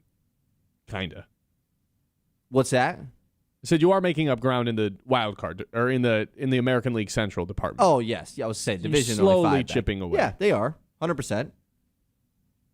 So, there's that part of it too. I look, if someone out there is willing to make the case as to why they should keep Tarek Skubal around, I'm all ears. I would love to hear it, but I'm also working under the impression that this just has to be done. And the problem with this is I don't trust the man in charge to execute a trade deadline that is actually going to be fruitful in the returns for Tarek Skubal. I don't think they're going to get 100 cents on the dollar for him. I think they're going to fail. And that's a very scary thing to go into the trade deadline thinking, but there's a history now, whether it's trading Jack Flaherty, I guess that is the history of it, trading Jack Flaherty and getting 75 cents, if not less, on the dollar for what you got, or for what you shipped away, which was someone who helped the Dodgers deliver a World Series. I'm skeptical of whether or not Tarek Skubal, he should. It feels like a trade that's impossible to screw up, but I'm skeptical that Scott Harris is going to be able to execute this and thread the needle of A, building for the future, and B, getting players who can help you win this season. That's the part that I was going to say. I'm with you in the fact that, yeah, I don't think that he's going to get the value that maybe we all want a Tarek Skubal trade return to look like. To say he's going to fail, I don't know what that means. He doesn't get a single good player in return. That would be a fail. I'd rather trade him right now than wait until August 2nd because I'm so fearful that he's just going to decline as that week is starting to really ramp up with the trades, and then August 3rd is going to roll around, and teams are going to start lowering their offer. Yeah, but you don't trade the number one asset at the deadline in the first week of July. You also don't trade anyone 2 seconds before the trade deadline rolls around, and that's exactly what they did 2 years ago with Flaherty. You do it the day of, though. Everybody does it the day of. Unless teams already trade for somebody else. Any team that trades for a starter, they're likely not going to trade for Tarek Skubal. And then it's we went a different direction because Scott Harris was asking for 400 cents on the dollar, which happened 2 years ago. Yeah, but that was Jack Flaherty, and this is Tarek Skubal. And that was the point I was going to make. Even if you don't trust Scott Harris to make this trade, which you shouldn't, and I don't think anyone does, him messing it up is still going to be better than doing nothing. Him getting a return that you're like, oh, he messed this up. It's Tarek Skubal at the end of the day. He's good enough where even the mess-up return is going to be fine enough. We say that, and then they failed the Justin Verlander trade all the way 9 years ago now. I fear it's going to be hey, we'd like Tarek Skubal, fill-in-the-blank manager, and then Scott Harris is awesome, we'd like your number 1, 2, 3, 4, and 5 prospects. And they just go, okay, dude, it's just not going to happen. Yeah, I don't think that would, there's no way, obviously, that's being asked. Correct, but then, that's the hyperbolic way of me explaining my fear with Scott Harris, because not only have local beat reporters said that that's kind of the way that he approached the deadline 2 years ago, and also the way he hoards his prospects, and it's really difficult to make deals with Scott Harris, but we've had national guys say that too, that it'd be just as entertaining to hear other GMs squabble about Scott Harris simply because of how hard he is to have conversations with. Man, that part of it doesn't make me feel good about this at all. But I still stand pat that they should trade Tarek Skubal essentially no matter what. 989-837-6125. I mean, the only exception to that would be if, like, they're in first place, which seems basically impossible by the time the deadline rolls around. They'd have to be the best team in the sport every game up until then. So, And everyone else would have to just be terrible. yeah, the White Sox and the Guardians. Who you somehow don't, the Twins and are you don't ahead play of them. any of those teams. Yeah, you only have 6 more games against the White Sox, so you're gonna have to essentially win 4 or 5 or 6 of those. All right, we're gonna give our Tigers giveaway when we come back. Thanks to Garber Chevrolet. The 10 o'clock hour for the show is brought to you by Aird Insurance. If you're tired of your insurance being in a worse position than your fantasy football team, Aird Insurance steps in like a clutch pinch hitter and gets you into a better insurance position with coverage that actually fits your life. Give them a follow on social media. You'll learn something, maybe laugh a little, and definitely stop overpaying for insurance that's striking out. Again, Tigers versus Phillies tickets for this Sunday. When we come back, just be ready to text in 989-837-6125.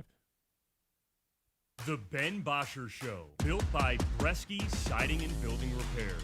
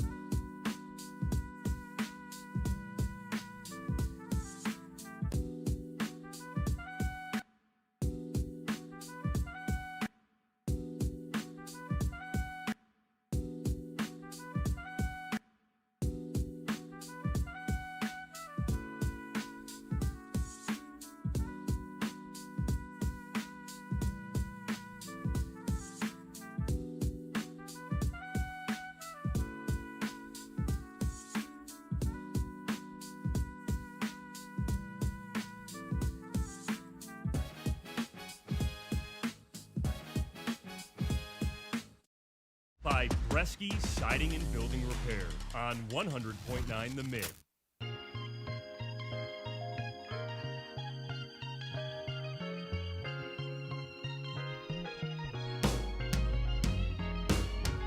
All right, it's the moment in the show that so many people have been waiting for. I see good number in the YouTube today. Like and subscribe if you haven't already, if you enjoy the show.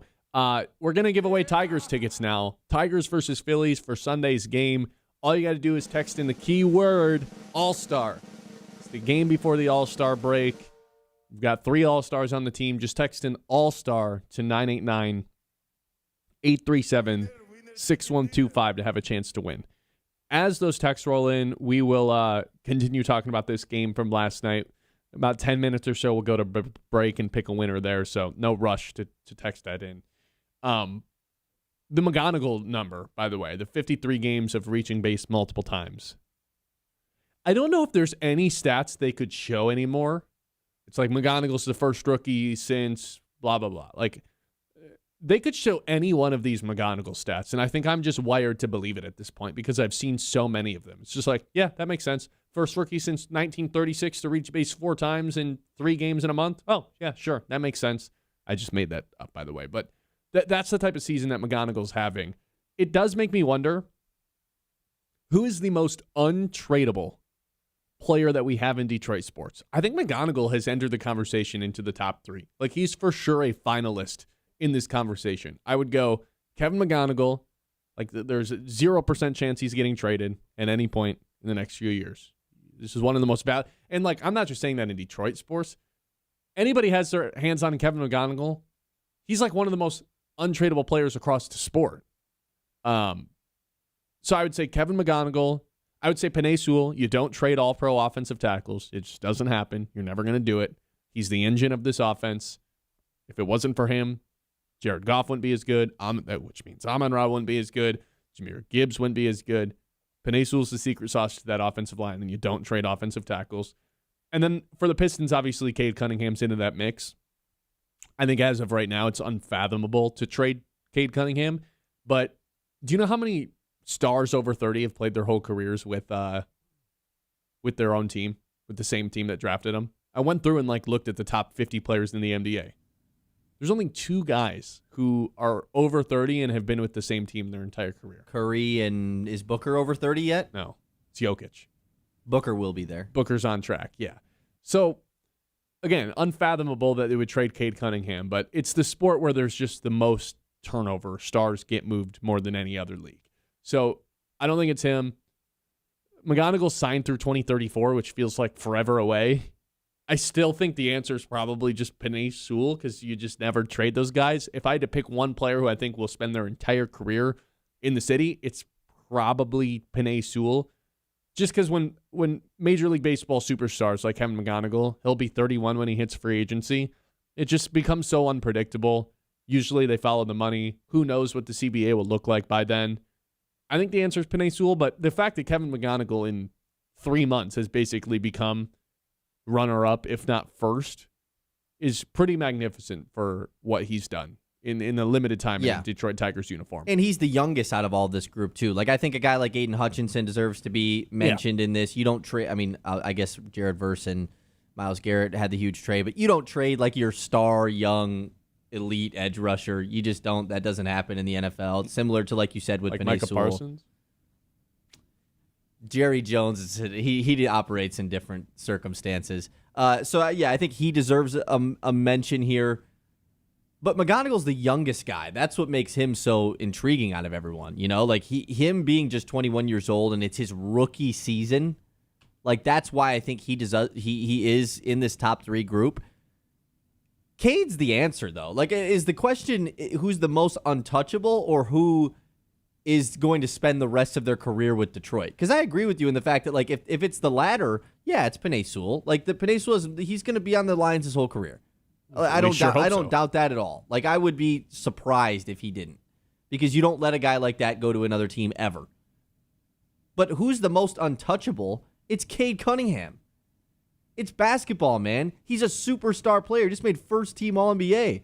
You're not trading that guy. You have to have a superstar in this league. The Pistons have one for the first time in our entire lifetimes. You don't trade that guy. He's the most untouchable. I think the answer is more so the latter, though, of like who's untouchable right now and 10 years from now. You just know that it's not getting moved. Because obviously all of those guys are untouchable right now, But, like, who's the most likely guy to end up on a different team? I think Cade Well, might actually be the number one answer. That's like a completely different question. Okay, then I maybe phrased it wrong then. Because in my head, that's the way I was operating. Because I think Cade, like, of all those, yeah, he's the most untouchable right now in this moment. But also, he's probably the most likely guy to just, at some point, play on a different team, right? Unless he takes the Devin Booker, which I kind of think Cade will. I do think he wants to play his whole career in Detroit, but these NBA stars, it's just guys you never would have thought played on different teams end up playing on different teams all the time. It is just how it goes, yeah. I would go Sewell 1, McGonigle 2, Cade 3. Obviously, all three of those guys are not going to get moved. No. For the question, who is the most untouchable athlete, which is what was asked at the beginning of this segment, the answer is Cade Cunningham. Because, one, he's the best player out of all of them. For relative to their sport, I think Cade is much more important to the Pistons than Sewell is to the Lions. In basketball, where there's 5 guys on the court, I think he's more impactful. I don't think he's better. I think Sewell's could retire 2 years from now and be going to the Hall of Fame. Cade's obviously not near that yet. Okay, but it's basketball, dude. You have to, think about how we talk about this sport all the time. You have to have one of the super duper star elite guys. Correct. And the Pistons have one. That's why he's the most untouchable. You don't have to have an all-pro elite right tackle / left tackle. You do for the Lions. To win a Super Bowl. I think you do if you're the Lions. Like the way that the roster's set up right now. If Penei Sewell wasn't on this team, I agree. I'm not trying to diss offense. Sewell. I don't want this to come off this way. Like that's obviously not what I'm trying to do here. Why do you hate Penei Sewell? But to say that he's more untouchable than Cade Cunningham, I don't think that's all that crazy. You don't trade offensive tackles in the NFL. It simply does not happen, especially offensive tackles who have made 3 straight first-team All-Pros. That is not a thing that happens. Superstars get traded in the NBA. That is a thing that happens. So if the Pistons traded Cade, you wouldn't be that surprised then, is what you're saying? No, right now in this very moment, of course I'd be surprised. But if you told me 6 years from now one of these guys is going to get moved. That's not the question. But it is the question because obviously neither of those who's guys more likely to get traded. But when it is the question because obviously none of these guys, the 3 that we just named with McGonigle in there, obviously none of them are getting moved in the next calendar year or 2. Obviously they're all 3 10 out of 10 untouchable. So the question has to become who's the most likely guy that would get moved down the road. And the answer to me is the most likely guy to get moved is just unfortunately has to be Cade Cunningham. Even if you do think he's set to play his entire career here in Detroit. Because the other guys are, McGonigle signed for another there's literally no decade. reason for that. Unless it's a Paul Skeens Pirates situation where you're just do we just get this out of the way early? Well, McGonigle's already got his contract. So that's the difference. He's just here forever. Yes. And then with Sewell, it just doesn't happen. No NFL team, even the worst teams in the league that are selling Trent for Williams everything. got traded. He got traded from Washington in the prime of his career. Yeah, that was kind of crazy, right? It was kind of crazy. I don't know, man. I don't envision Penei Sewell ever playing for a different team. I totally agree with you in that perspective. I think just at the end of the day, the superstardom is the reason why I say that. Penei Sewell at the end of the day is just an offensive lineman. Cade Cunningham is the superstar point guard basketball player. That guy's more untouchable than the offensive lineman. It's just that simple. You know how, and the NBA has become a player-driven league to where it's I like this guy, so now I'm a fan of this team. And the NFL is not really like that. You don't really see their faces. It's more about the team than it is the player. I think Penei Sewell might be the only guy in the Lions where it's if that guy was on a different team, I'd end up being a fan of that team a little bit. I would just be rooting for Penei Sewell his entire career, no matter where he is. Would you abandon the Lions? No, of course not, but I would have rooting interest in that team if Penei Sewell played for them. It would truly break my heart. It would break my heart if any of you would actually root for them because I always feel this way. The people that, and I don't want to turn this into a whole nother segment, but the people that do the whole, I love this college team, and so when those players go to the NFL, I'm going to root for those teams. I've always found that weird. So weird. The Michigan fans that were rooting for the Vikings when JJ went there, I'm what are we doing? Nah, you can't do that for a division team. Yeah, or any team.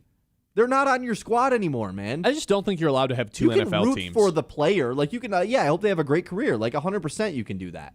I just think in the NFL specifically, you can't have two teams or three. You can't have two teams in any sport. Get rid of all that. Yeah, you can't root for two teams. But in the NBA, it's like I don't have two teams, but like I like you and I guys, are always though. rooting for LeBron, right? Pause. I like certain players. In the NFL, it's not exactly like that. It's you can't have two teams or three. Talking to certain people out there. 989-837-6125. How about this? We go to break, and during the break, I'll pick a winner. Again, you got one more chance to text in All-Star to 989-837-6125 for a chance to win Tigers versus Phillies tickets for this Sunday. Big Win Wednesday, as always, on Wednesdays, made possible by Garber Chevrolet in Midland. If you're looking for a car, I can tell you from firsthand experience, Garber Chevrolet in Midland makes it easy. Bought my car there last summer. Whole process was smooth, no stress, just straightforward. Whether it's a new whip or quality used vehicle, the team knows their stuff and treats you right. Garber Chevrolet, a place you can actually trust to purchase your ride. The Ben Bosscher Show, built by Bresky Siding and Building Repair.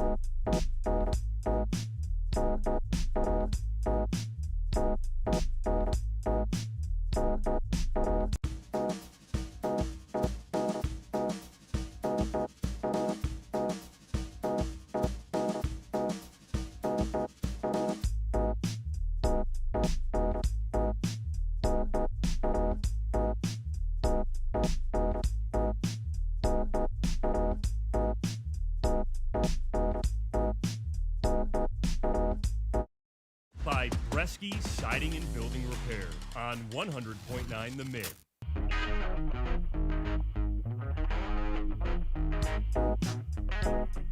Congratulations to our winner, Ariana. You are going to the Tigers game on Sunday against the Phillies. Thanks for texting in again. Every single Wednesday at 10:15, we're doing a little bit of a giveaway for our friends at Garber Chevrolet who make that possible. If you are looking for something fun to do here in the Great Lakes Bay region in mid-Michigan, Go Great Lakes has you covered. From festivals, live music, outdoor, great food, family-friendly events, GoGreatLakes.org is your one-stop guide for the Great Lakes Bay region. Whether it's a weekend plan or last-minute idea, get out, explore local, and go Great Lakes. Let's take a trip around the league.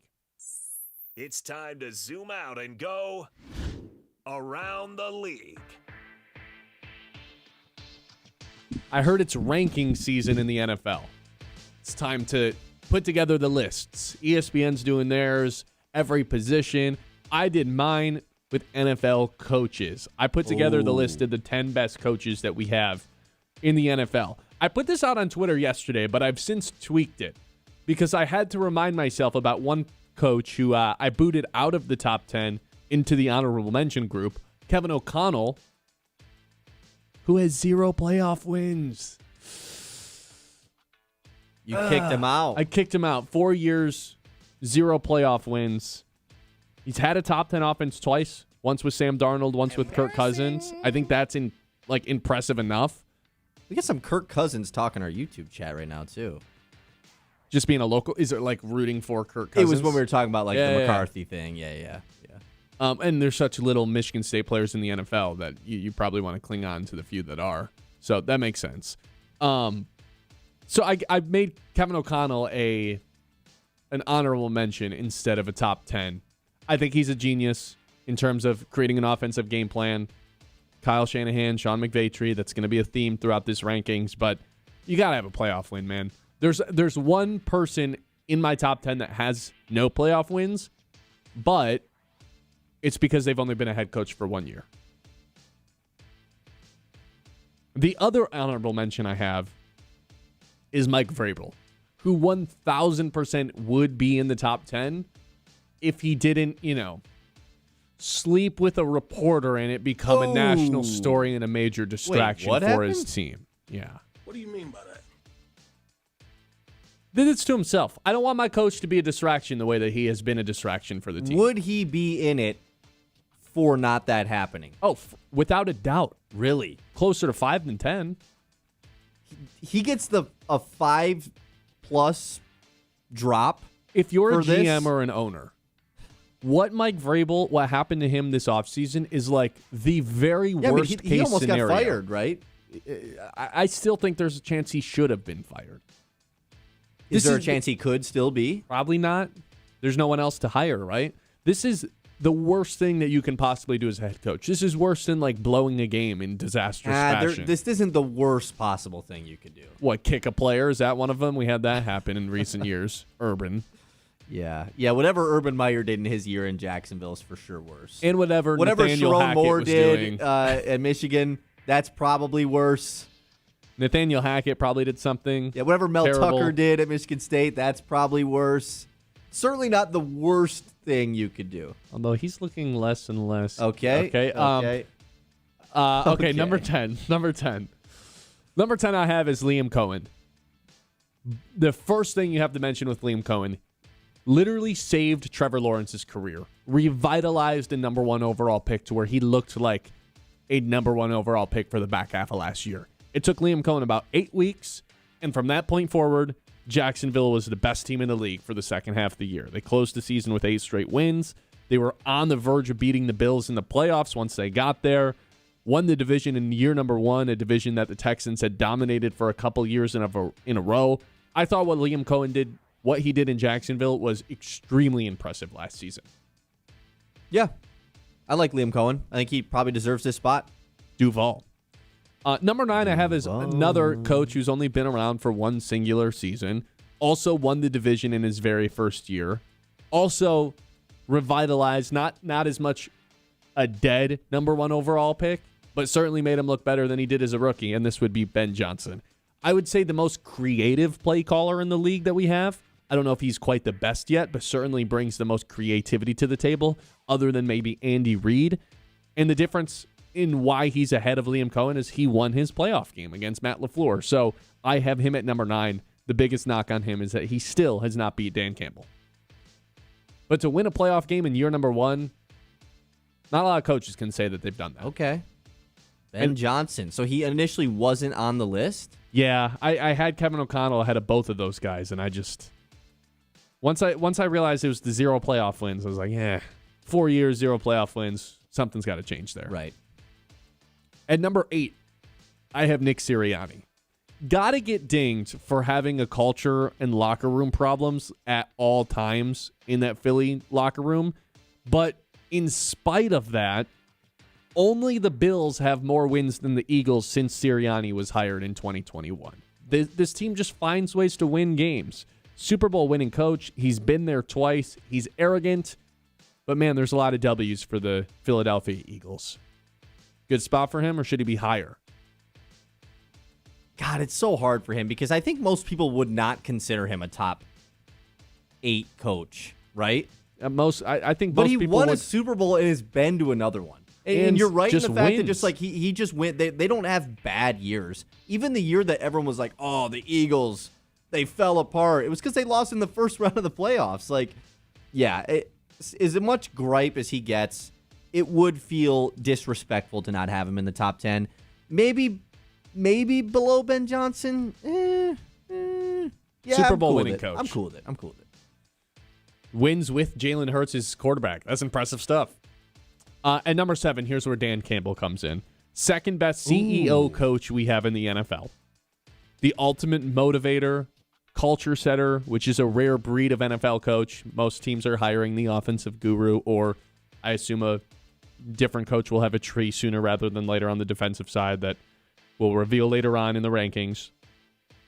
I think Dan Campbell's offensive mind is undervalued. When he took over as the play caller, they got better in yards, better in efficiency, better in points per game.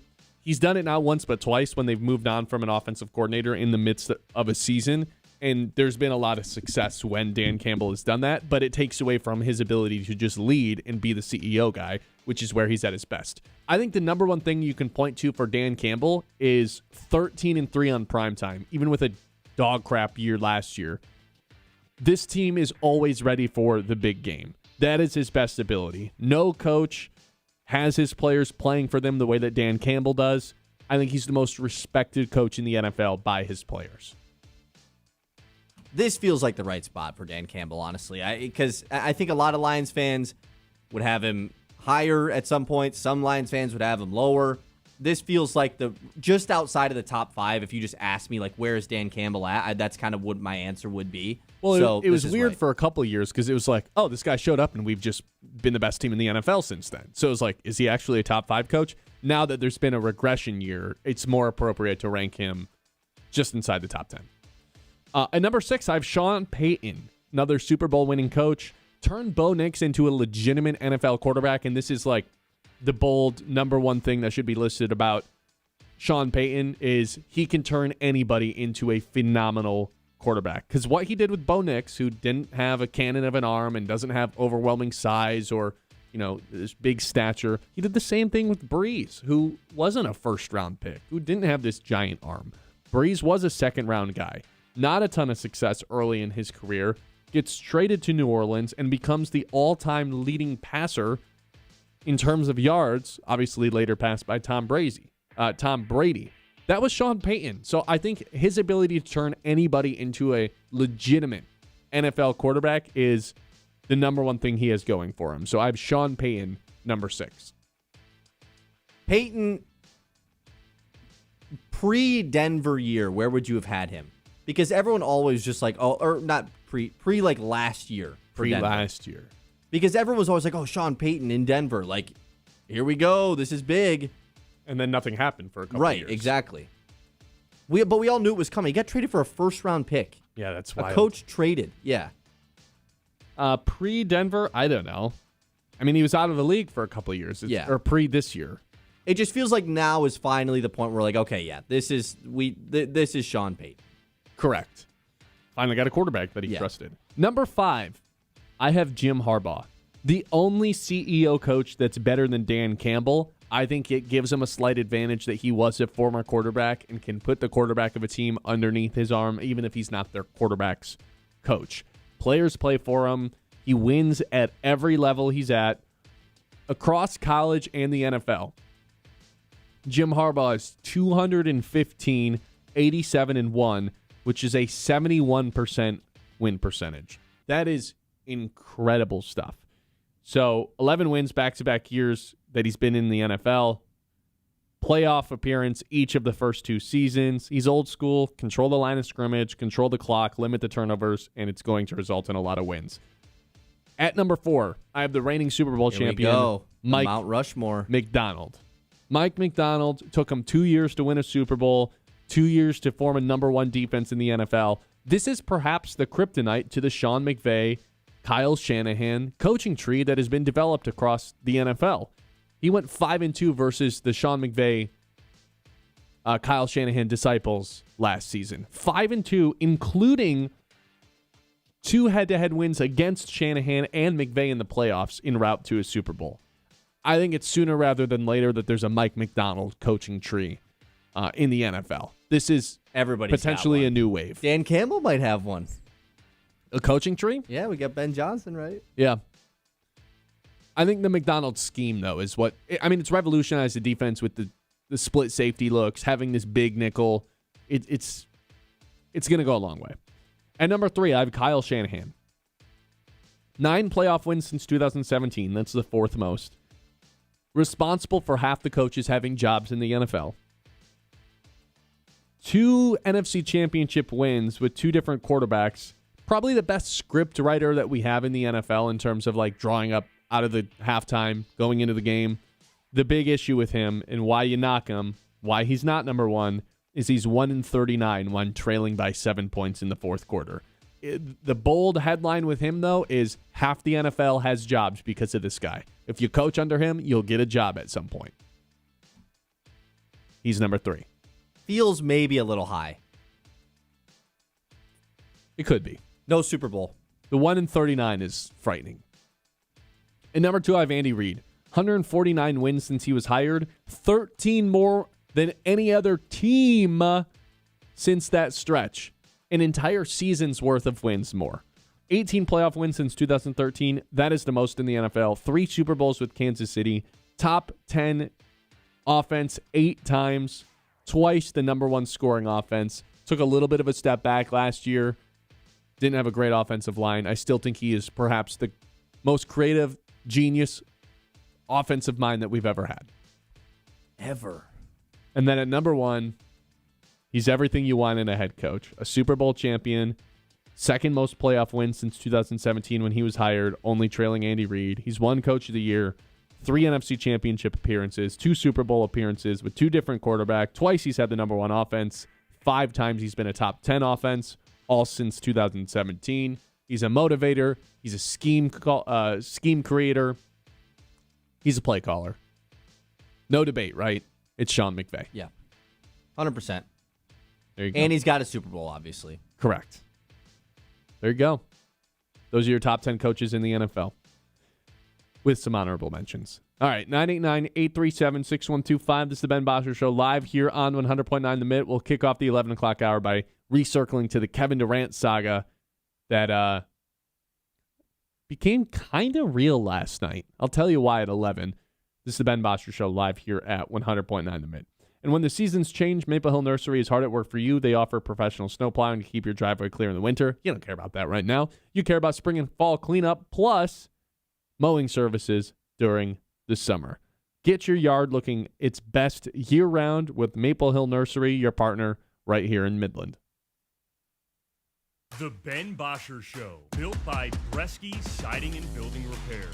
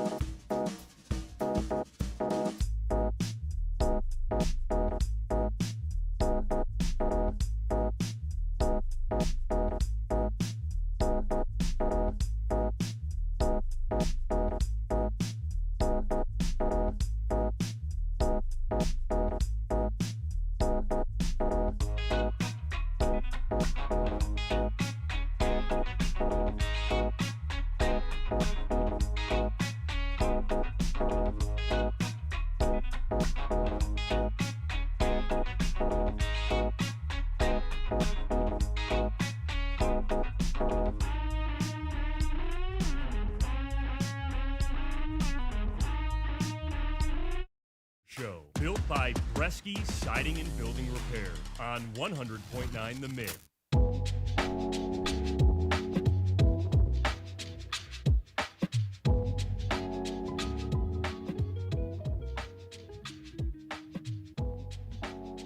All right, welcome back in. We will get to Kevin Durant at 11 a.m.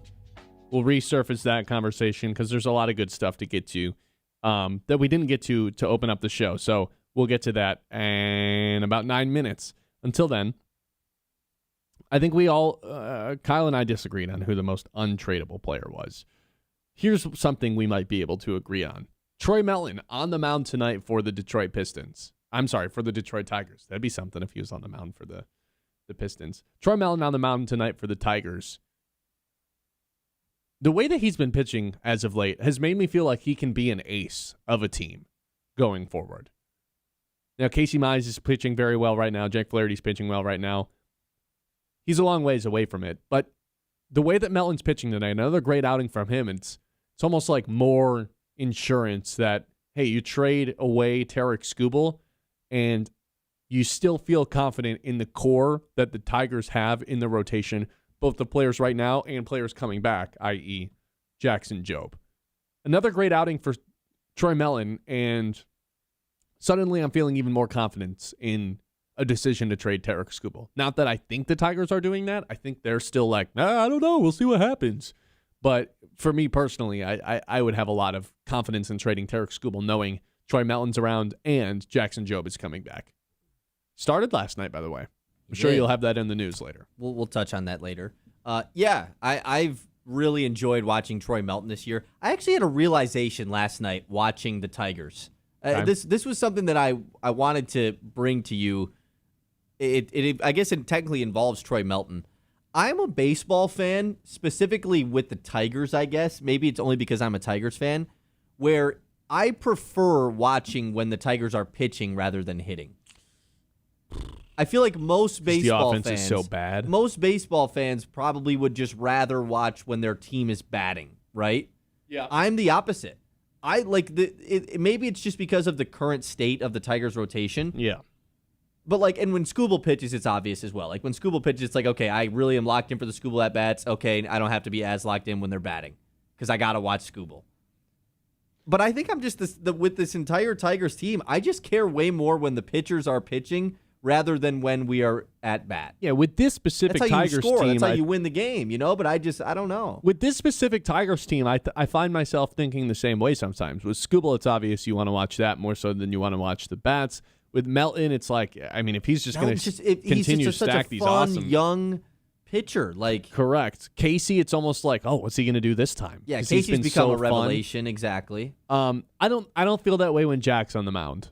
I'd rather watch the hitting Jack when Jack's Flaherty? on the mound. Yeah, He does get a lot of swing and miss, though. he does. Montero's almost become a guy where it's like, I can't wait to watch Kiter Montero, which is bizarre. And then Never Framber thought- Valdez comes to the mound, and you're like, Oh, no. When do the Tigers bat? Yeah, Framber's like the exact of. Even when he's on, it's not like it's like, oh my god, I can't wait to watch Framber when he's like dealing, because he's not really a guy who's generating a ton of He's not like strikeouts. fun to watch. Yeah, he's a ground out guy. Yeah, which exactly. is valuable to have on a roster if he's pitching well, which just he's hasn't, not. yeah. Yeah, I would say half the and when Job comes back, that's going to be one where it's like, yeah, we're going to have to watch this every time that he's on the mound because this is someone else that we think could be the ace of this team one day. And yeah, high Job is going expectations to be to like put on. Job but- is going to go right to the top of the list of like exciting things about the Tigers when he comes back. Yeah, and like high expectations to place upon a guy who's barely For sure. played 10 games, but like, why would I just like all of a sudden not think that he's supposed to be He the also ace showed of this team? a lot of flashes before the Tommy John as well. It's not like he was terrible. And he was a number one prospect for crying out loud. Like, I'm not just going to all of a sudden like, oh, yeah, Tommy John, I don't know. No, this is what happens to pitchers. They're the top prospects. They have Tommy John. They come back, and that's when they really start to find their rhythm. Takes a couple of years, but so be it. Yeah. Great stat coming from Tigers Data on Twitter. Detroit Tigers odds to win AL Central, 16.5%. Tigers winning the AL Central is more likely than Jahmai Jones getting a hit in any given at-bat. That's Pretty funny. good, man. What's Jahmai Jones' batting average these days? It's lower than 165, apparently. That's really funny. I wanted to give an update as to what the playoff odds were on Fangraphs, if I can do this in enough time before we have to go to break here.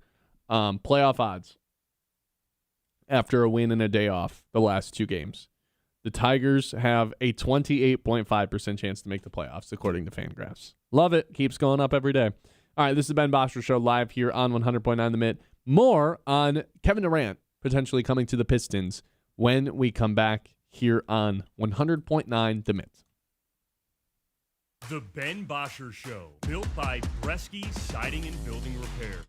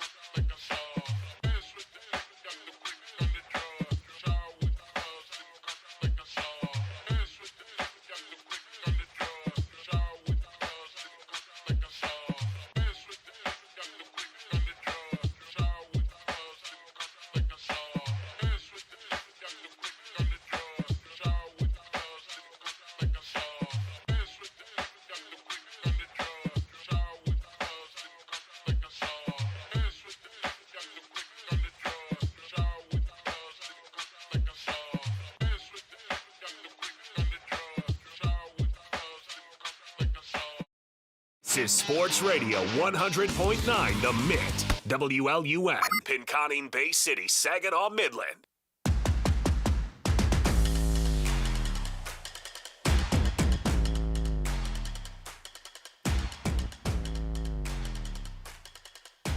Good morning, everybody. Welcome into the show. Appreciate you for sticking around. Look, let's go right back to where we kicked off the show today. I can't believe it. Yesterday, the Pistons make a trade. The trade is in a vacuum fine. It's not that big of a deal. It's a lateral move. They move Karis LeVert in $14 million, part of his contract, so keep that in mind, to the Bucks as a part of this 6-team deal, and in return, the Pistons get Taurean Prince, who's on a veteran minimum, and Gary Harris, former Michigan State Spartan, who's on a veteran minimum. I like Taurean Prince, 43% from three last year on 5.5 attempts per game. That's value. There's value there. He'll play. I think Gary Harris will probably get waived.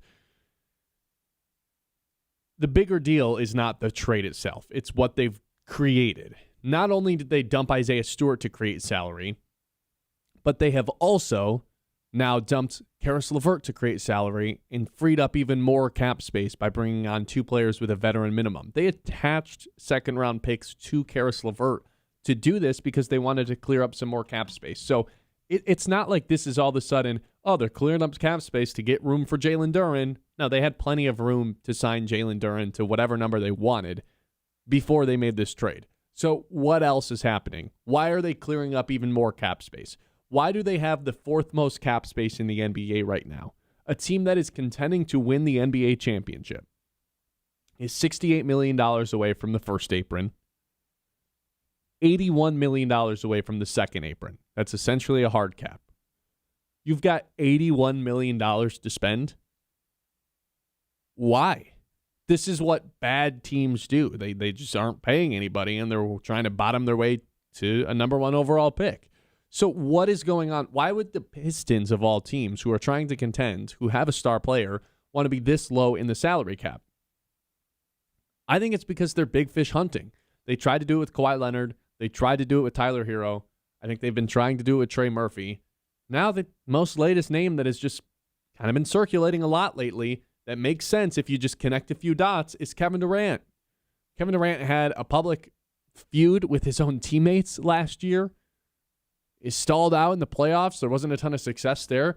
There's totally a world where Houston's just like, yeah, we're just cutting costs with Kevin Durant. We didn't give up all that much for him. If we can get 2 first-round picks for him, we'll gladly get rid of him. We don't think he fits well or meshes well with our team. That's fine. Let's move on. Let's try to find some assets and collect assets to be able to do it. The Pistons theoretically have enough money to take on Kevin Durant's $45 million, plus sign Jalen Duren to $30 million a year, and still be under the second apron.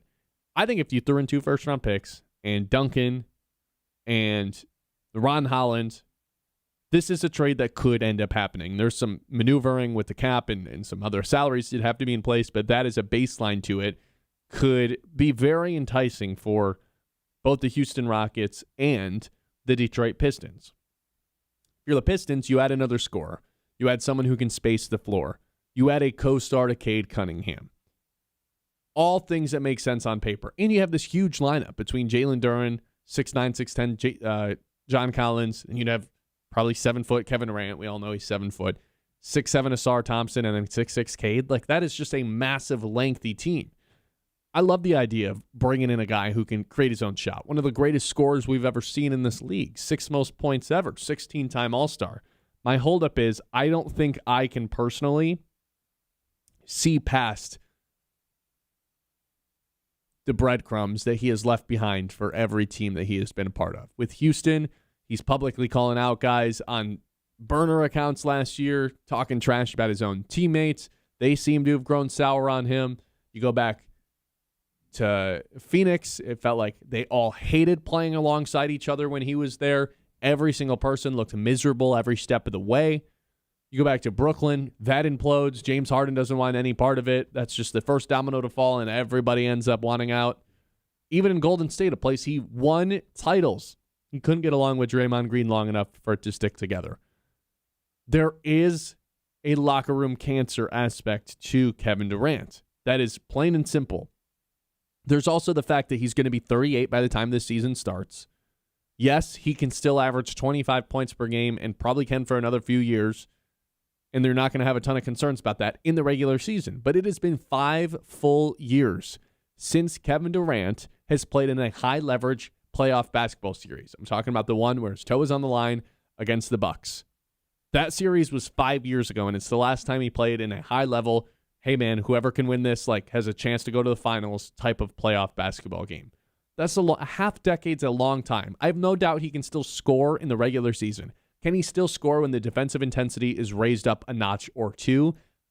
That I don't think anybody knows the answer to right now because he wasn't around in the playoffs last year because his body finally gave out on him towards the end of last season, and it felt like he could have played and just decided not to, and then wasn't even sitting on the bench. So there is a world where Houston's just ready to move on. It is a perfect fit on paper for what the Pistons need and what the Pistons want and the amount of cap space that the Pistons have cleared.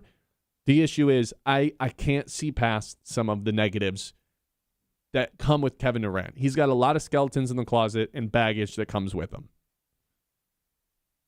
Yeah, and that's the toughest part about trying to figure out, compared to what the other teams in the East have done, what is the Pistons' move to get to that point? And is this, are you willing to blind yourself to all of the Kevin Durant other than basketball stuff to convince yourself that this is the right move that the Pistons need to make to get back in contention with the other teams that have made big moves this offseason, the Miamis, the Torontos. You already have the New Yorks and the Clevelands that are there. And if LeBron goes to one of those teams, Philly's involved in this mix. Indiana's going to be back this year.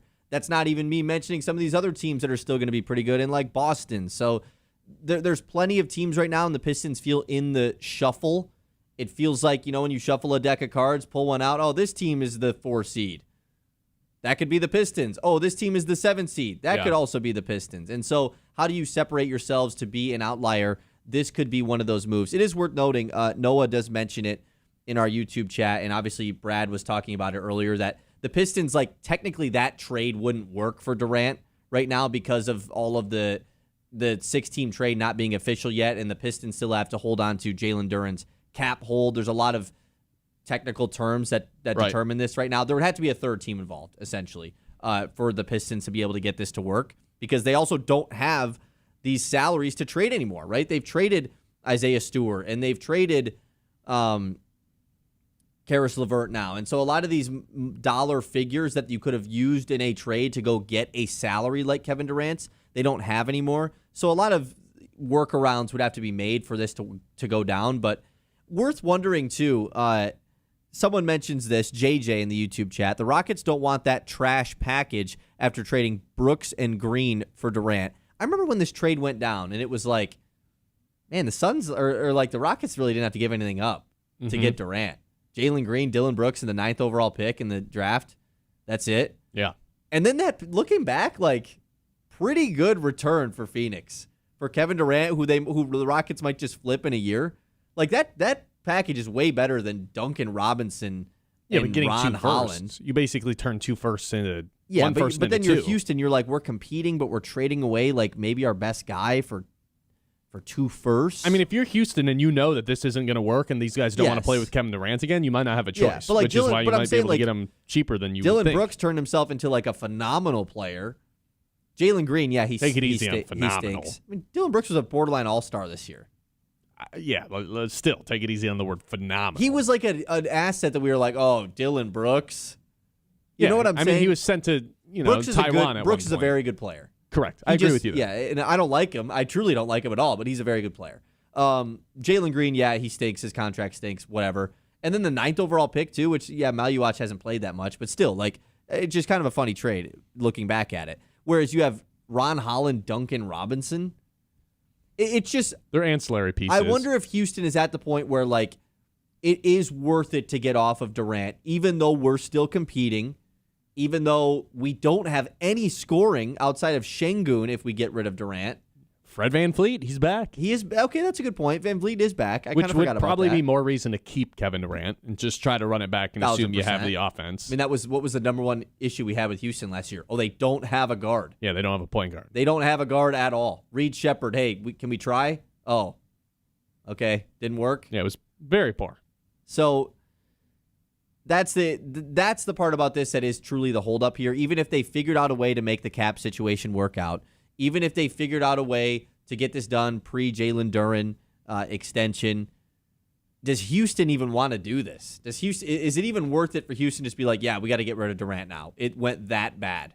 Or do they just say, let's just go back into the season, whatever. Like, Durant still is a major need for us going into next season, because he is.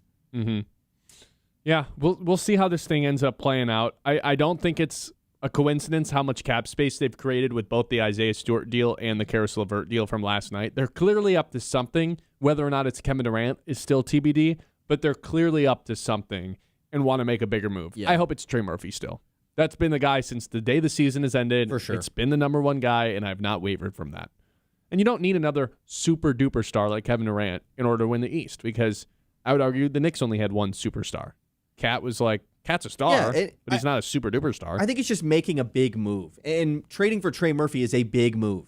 For sure. And people see the name Kevin Durant, and they think this is the big move. Yeah, 16-time All-Star. Trey Murphy can be the big move. Michael Porter Jr. can be the big move. It would be the biggest trade that a Detroit Pistons team has made since the Blake Griffin one. And that one was dumb. It was dumb, but didn't also make sense. Me as a child was so happy that Blake Griffin came to town. And I talk about this all the time on the show because it's what the Detroit fans in my life always talk about. This city, if you're a fan of all four teams, has just been starving for a big trade. All four GMs just kind of like to be the ones that sit back and watch. We don't want to go all in. We don't want to rush the process. We don't want to make the big move. We've been starving for a big trade. And so to have this go down yesterday with the LeVert stuff, where they're clearing money and it looks like something's going to go down, for it to only result in we actually just want to be nice and pay Jalen Duren the max because he's our all-NBA center. And this is our team going into next year. That would blow. 989-837-6125. This is the Ben Bosscher Show live here on 100.9 The Mid. More on Tarek Skubal and why they should trade him when we return. 11 o'clock hour brought to you by Yiter Insurance. Life happens fast, and at Yiter Insurance Group, they're here to make sure you're covered every step of the way. Locally owned and trusted in Midland for decades. They treat you like family, not just another policy. From home and auto to business and life insurance, Yiter is the right coverage for every stage of life. Their team makes insurance simple with expert advice and real people you can talk to. That's Yiter Insurance Group. They'll be there when you need them. Since 1940, they bring you our 11 o'clock hour. I was just telling you, I'm starting to feel a little bit hungry. You know what sounds like a perfect spot for lunch is Pizza Baker. Stop by Pizza Baker downtown Midland for that crisp wood-fire pizza that you just can't get anywhere else. It's that sourdough crust, perfect amount to fill you up. It's not going to slow you down the rest of the way. Pizza Baker, I always go with the banana-roni, banana peppers, pepperoni, and sometimes if I'm feeling it, a little hot honey finish on top. Oh, it's the best pizza in town. Head downtown Midland today for lunch and tell them 100.9 The Mid sent you. The Ben Bosscher Show, built by Bresky Siding and Building Repair.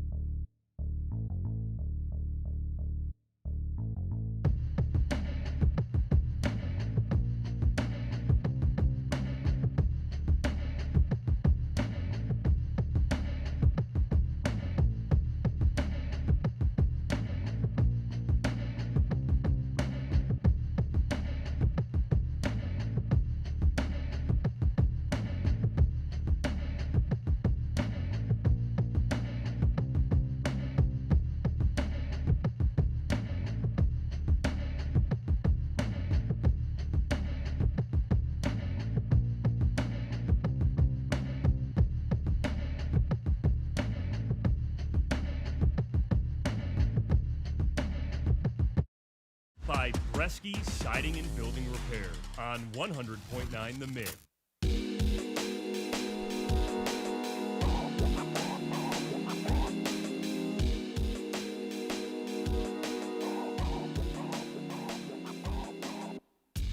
Have the Rockets fans infiltrated our YouTube? It appears so. I think so. Terry says Detroit happy. doesn't have anything that the Rockets want. Stop being so desperate. Give us Cade Cunningham or Jalen Duren. Well, we're not going to give you Cade Cunningham. We'll give you both. Cade Cunningham is untouchable, as we decided earlier in the show. True. Jalen Duren, I don't like. It'd be a lateral move if they traded Jalen Duren for Kevin Durant straight up. It just wouldn't make sense. Yeah, Plus, Houston does not want Jalen Duren because they already have an all-star center. Yeah, that's when things would get really weird. It would have to be like a Kevin Durant goes to Detroit, Jalen Duren goes to X team, and then X team gives us their center. X team well, then what does Houston get? Like Houston gets nothing in this. Like they have to get something too. So like it would have to be like Sacramento. They would have to be the third team. Duren goes to Sacramento, and then a fourth team gets involved. So Sabonis can go to the fourth team, and then like Levine goes to Houston. Whoa.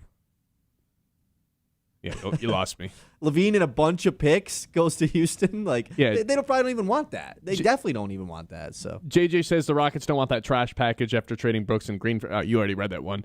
I don't know, man. I don't think this is like all that terrible of a package. Ron Holland fits their identity of these like crazy defenders that are pit bulls on the perimeter. Obviously, it's there's not some really development. what they need, though. Like, Yeah, I do you're agree. right. I do agree. Like that is kind of the Rockets build kind of guy. But they just have so many of those dudes. Well, the guy that they need decided to trash every single person on their team last offseason, and it is seemingly that no one wants to be around him anymore, and that would be Kevin Durant. So, kind of did it to yourselves on this one. True. Let's do one more Scooble thing, and then we'll get to the news at 11:30. Thanks for dropping into the show, by the way. If you're new to the YouTube channel, like and subscribe on that end. We appreciate it here at the Mitts. I'm Ben, he's Kyle. So I think they should trade Scooble no matter what. He was great yesterday. He only went 5 innings. That probably means most of the time, did he get lit up a little bit? No, just had a high pitch count. Was super effective through 5 innings. The bullpen took care of business, and the Tigers were able to come up with a win. Back-to-back outings where Scooble has 9 Ks.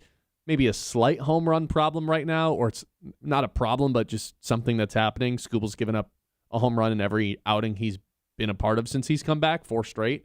So, yeah, there's something there with Tarek Skubal. I do think, though, that no matter how this goes, even if they stay the hottest team in baseball, they should inevitably trade Tarek Skubal at this year's deadline. And I feel as if the season doesn't have to just be over. It's not like you're waving a white flag if you decide to move on from him.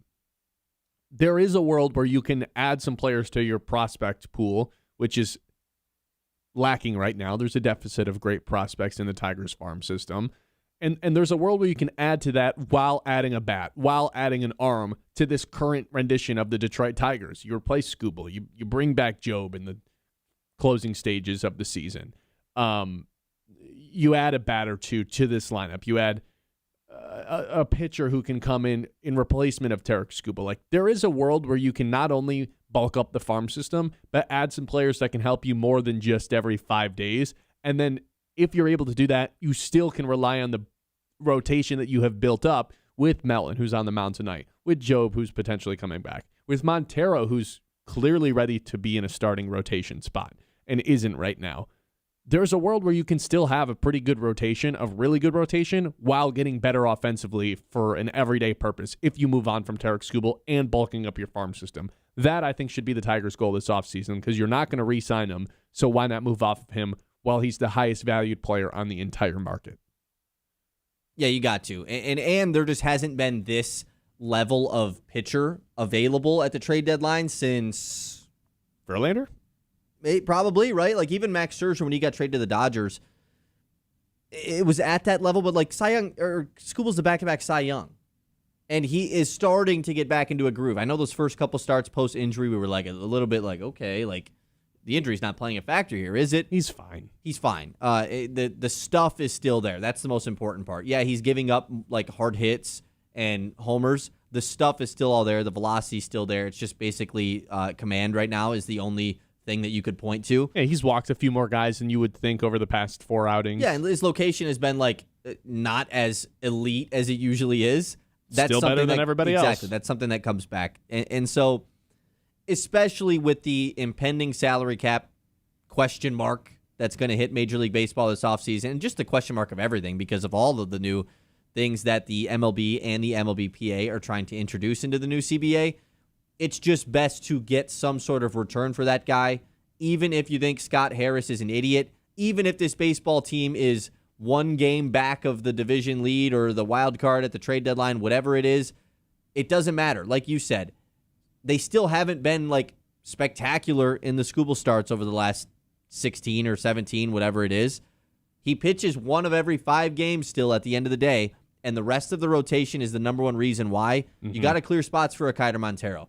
You got to clear spots for a Jackson Jobe when he returns in likely mid-August to September. It's going to be probably still quite some time, but the waning stages of the season. Exactly. You got to clear, but like Montero's earned his spot. Yeah, it's been an awesome story of him being in the bullpen. That guy's a starting pitcher, and he's probably a part of your core going forward as well. He deserves to have that spot back, and an easy way to do that is by trading Scooble. I'm with you. There's nothing that could happen. There's not a single thing that could happen before August 3rd that I would say, actually don't trade Tarek Scooble, unless you're like, hey, Scooble says blatantly, I'm re-signing with the Tigers. Yeah, that's it. It's just not going to happen. And why would that ever happen? Why would he ever say that? His agency is, what's it called? Like Devil's Agency or something like that. Right, yeah. No, I'm pretty sure that's the name of it. The worst you think guy. Tarek Scooble goes to bed at night and he's like, why was I not born 1 year earlier? Why did I not get drafted 1 year earlier? Because I don't know what's going to happen this offseason. Nobody knows what's going to happen this offseason with some sort of cap, whether or not, like, there's a potential world where you can only sign a 6-year contract if you're a 5-year contract if you're switching teams. I saw that proposal. If he would have just been a free agent last year, he'd be on a 10-year, $500 million contract, $400 million contract, whatever it is. Yeah. And now it's like, yeah, I don't really know what he's going to get. I don't know have no idea. And anyone who says that they do is probably lying unless their name is like Jeff Passan. And it's tough at some point. We're obviously really going to have to dive into this stuff, and we won't until probably the season is over or the Tigers season is over. Or until we actually know what it's going to look like. Who's going to like fold their hands quicker, right? The MLB or MLBPA? Because the players are just going to say, we're going to sit. And then the MLB is just going to be like, okay, we've done this before. Yeah, I don't think we're playing baseball next April. Or next March. Yeah. And then it's going to retire. And then you know what's going to happen? It's like, oh, they figured it out. Okay, cool. It's April. Now everyone needs a spring training.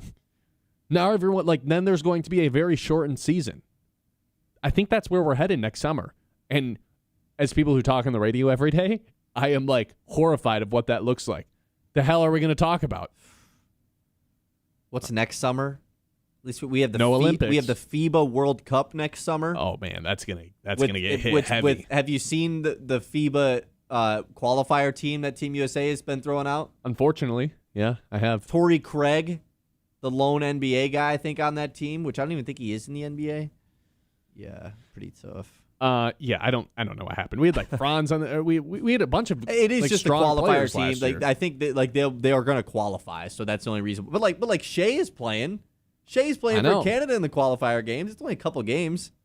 I don't know. All right, we'll hit the news when we come back. This is the Ben Bosscher Show live in the Mid. If you're looking for a great meal, hometown hospitality, stop by A&W in Midland, where you'll find delicious burgers, famous root beer made fresh daily, crispy fries, and family-friendly service that keeps customers coming back. Whether you're grabbing lunch, dinner, or a sweet treat, A&W in Midland is proud to serve the Great Lakes Bay region. The Ben Bosscher Show, built by Bresky Siding and Building Repair on 100.9.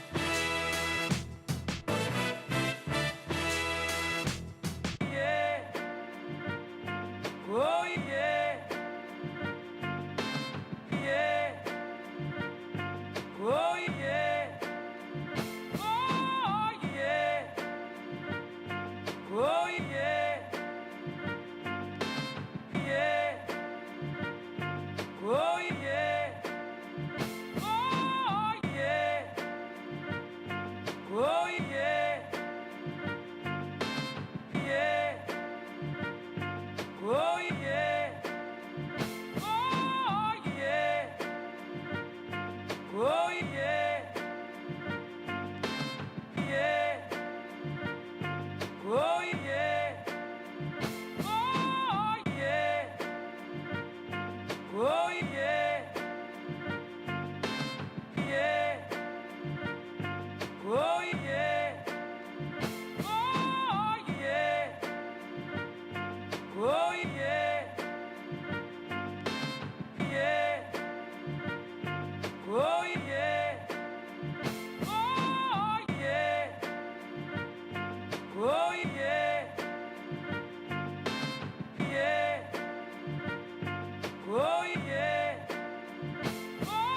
yeah. Oh yeah. Yeah. Oh yeah. Oh yeah.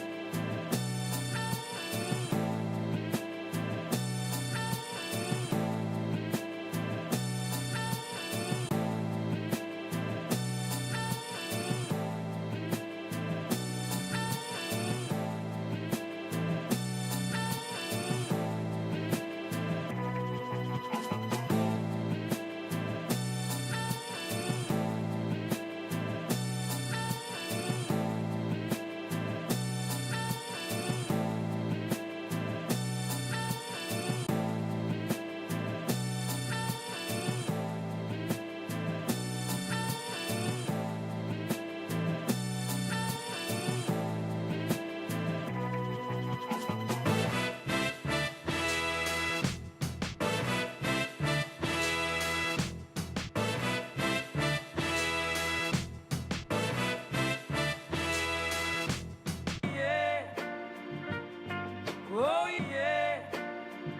Oh yeah. Oh yeah. Oh yeah. Yeah. Oh yeah. Oh yeah. Oh yeah. Yeah. Oh yeah. Oh yeah. Oh yeah. Yeah. Oh yeah. Oh yeah.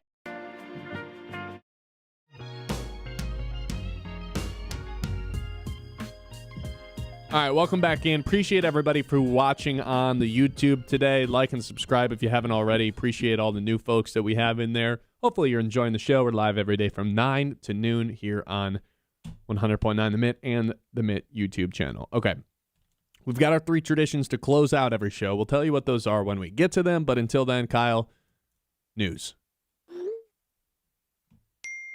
The Mitt's Morning Catch. Like a demand. Kyle, news. I mean, that wasn't the intention there. Ben, fine. On it. What if we just only referred to each other with the first name? It's like caveman speech, you know? Here, news. Okay, first off, Wait, do the first thing like that, though. Kevin, no, I can't do this. Fine. Anyways, community calendar presented by Bresky Siding and Building Repair. The farmers market today. You only got like 90 minutes to get out there. Back at Dow Diamond, 7 to 1 Wednesdays, Sundays. And it's the 80th anniversary of the farmers market on Saturday. So like a huge, big deal on Saturday at the farmers market this week. Everybody's going to be there. It's going to be like the biggest one of the year. So Saturday morning, you got nothing going on. You're hungry. You want anything, go to the farmers market. I'm going to head there after the show. Okay, he's going to head there after the show, actually. Okay, it's good to know. Also, let's take a look at the Covenant Healthcare Orthopedics and Sports Medicine Injury Report. Jackson Jobe His first rehab appearance with Lakeland last night. 1 1/3 innings pitched, 2 hits, 1 earned run, 1 strikeout, no walks, 32 pitches, 24 strikes. So it seems like they're really going to play this thing. I mean, they only let him go 1 1/3. Maybe next time they let him go another inning. So this is going to be a long process on the way back. But I will say, looking at the Loon schedule, us here at Dow Diamond, next weekend, we are playing West Michigan. I don't know. Maybe. I mean, it lines up. He pitched yesterday. Maybe he pitches on Sunday. Maybe not. I would imagine no would be my guess. Give him just like basically 2 weeks off. And then, hey, you want to come pitch at one level higher? Well, he'll probably pitch Sunday. You think so? Or do you think I guess maybe not with the All-Star break. Like, what's... But like, okay, if he doesn't pitch Sunday, there's no chance he pitches in West Michigan next week then. Why? He's going to have multiple starts in Lakeland. Why? Because it's his first time he pitched in, 16 months? What does it matter the comp he's going against? Which I guess would say, yeah. I don't know. I'm just like, maybe. I don't know. In my head, there's like it's probably like a chance. 10% chance. Yeah. Yeah. I think if he pitches Sunday there and like pitches really well, it's like, okay, yeah, we can slowly work our way up here. He's gonna be in the minors for a while though. Yeah. Don't think this is gonna be something where he's like pitching 2 or 3 rehab starts and he's back with the Tigers. He probably pitched one game in Lakeland. It's like, it's 95 degrees here every single day. Can I please go back to Michigan? Sure, man. Where it's 85 degrees and humid. It's better than the Florida weather in the summer. Yeah. Yeah, probably. Florida's like, summer's the only time I would not want to be in Florida. For sure. So yeah, we're going to keep you updated with Jackson Jobe and his rehab starts throughout this entire process. Probably going to be back with Tigers sometime post-trade deadline. That record that Ben was talking about earlier, here's the full thing. Kevin McGonigle reached base safely 2 or more times in 53 games. That's the most by a rookie before the All-Star break ever, and it topped Aaron Judge in 2017. So he's better than Judge. I think so. Is that what I get out of that? I think he gets on base just as much as Judge does. Yeah, I mean, I told you earlier, you could throw any Kevin McGonigle stat at me at this point, and I'd believe it. Oh, he's the first rookie to do this. Oh, he's the first Tigers player to do this. You can throw any stat, any year at me as a first player since 1920. I'll believe it at this point because I feel like we get another one of these He's bi-weekly. the first guy ever. Sure. I believe it. It's sensational what he's doing. He's the youngest person ever. Okay. Reach base 3 times yesterday, by the way. Nice. Here's the full 6-team trade that went down yesterday. All 11 players. I'm going to throw it all at you because we've been talking about it all day. Here's where everybody ended up. I'm out of focus. Here's what's going to Dallas. Santi Aldama, Marcus Sasser, who we haven't talked about really at all. Bye. Nice job, Marcus Sasser. And the draft rights to Tarek Biberovich. Okay. Here's what's going to the Pistons. John Collins via sign and trade. Gary Harris and Torian Prince. Nice. Here's what's going to the Clippers. Nothing. They get a trade player exception for John Collins. Here's what's going to Memphis. Isaiah Stewart. D'Angelo Russell gets thrown into this. Shout out to D'Lo. And A.J. Johnson. Here's what's going to Milwaukee. Karis LeVert. That's it. And here's what's going to Washington. Chris Middleton returning to the Wizards via sign and trade. There's 1 first-round pick involved, 10 second-round picks, a second-round pick swap, and cash considerations. Thank you, Keith Smith. This is... I was waiting for this tweet all night, by the way. I know. Because I was just like, can I just see something where I want to see everything in the trade? I'm tired of all this. Oh, in a 6-team trade, Chris Middleton is going to the Wizards. Okay, what else? What else is everything involved? We were trying to figure out for like 90 minutes, way more, honestly. We were trying to figure out for hours on end whether or not Marcus Sasser got traded because there was all these like...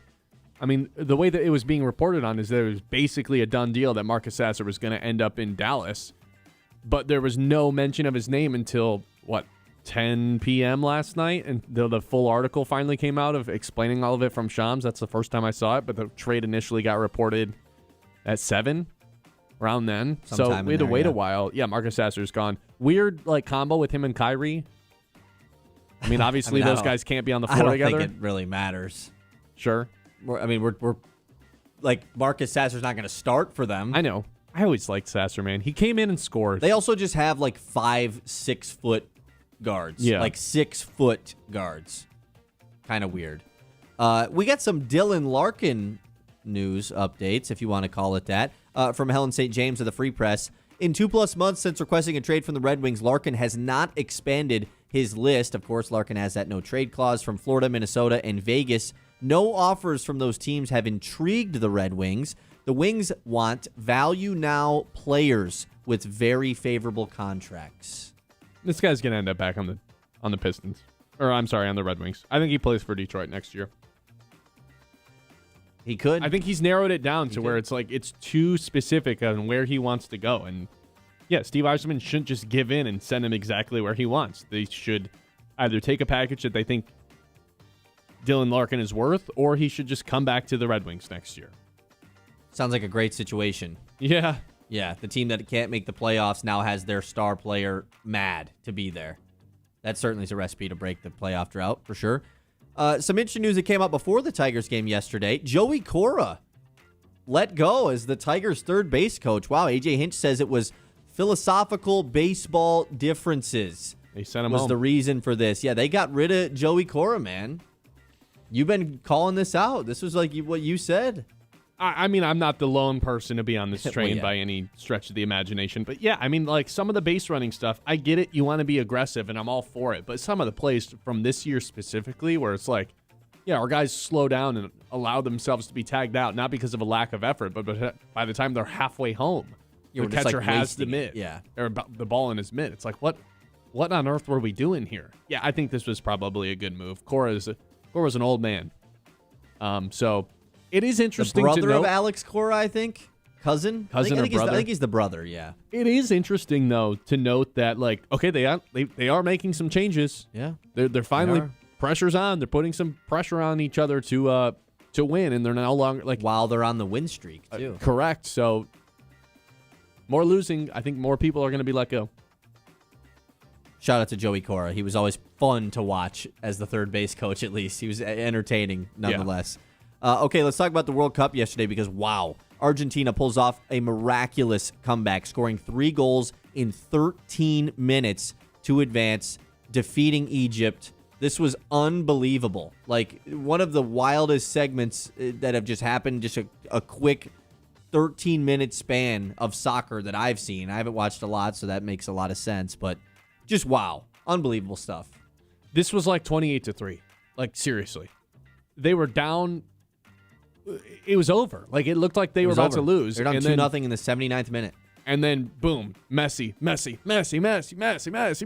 it was, I'm not like a diehard soccer fan. I drop into the World Cup as a very casual, but to watch that was like I had my hands on my head and my jaw on the ground. I couldn't believe what I was watching. That's GOAT stuff. It from was a GOAT. It was, and the go-ahead goal was even better. Switzerland in the game afterwards knocks out Croatia in pens after a 0-0 score through 120 minutes.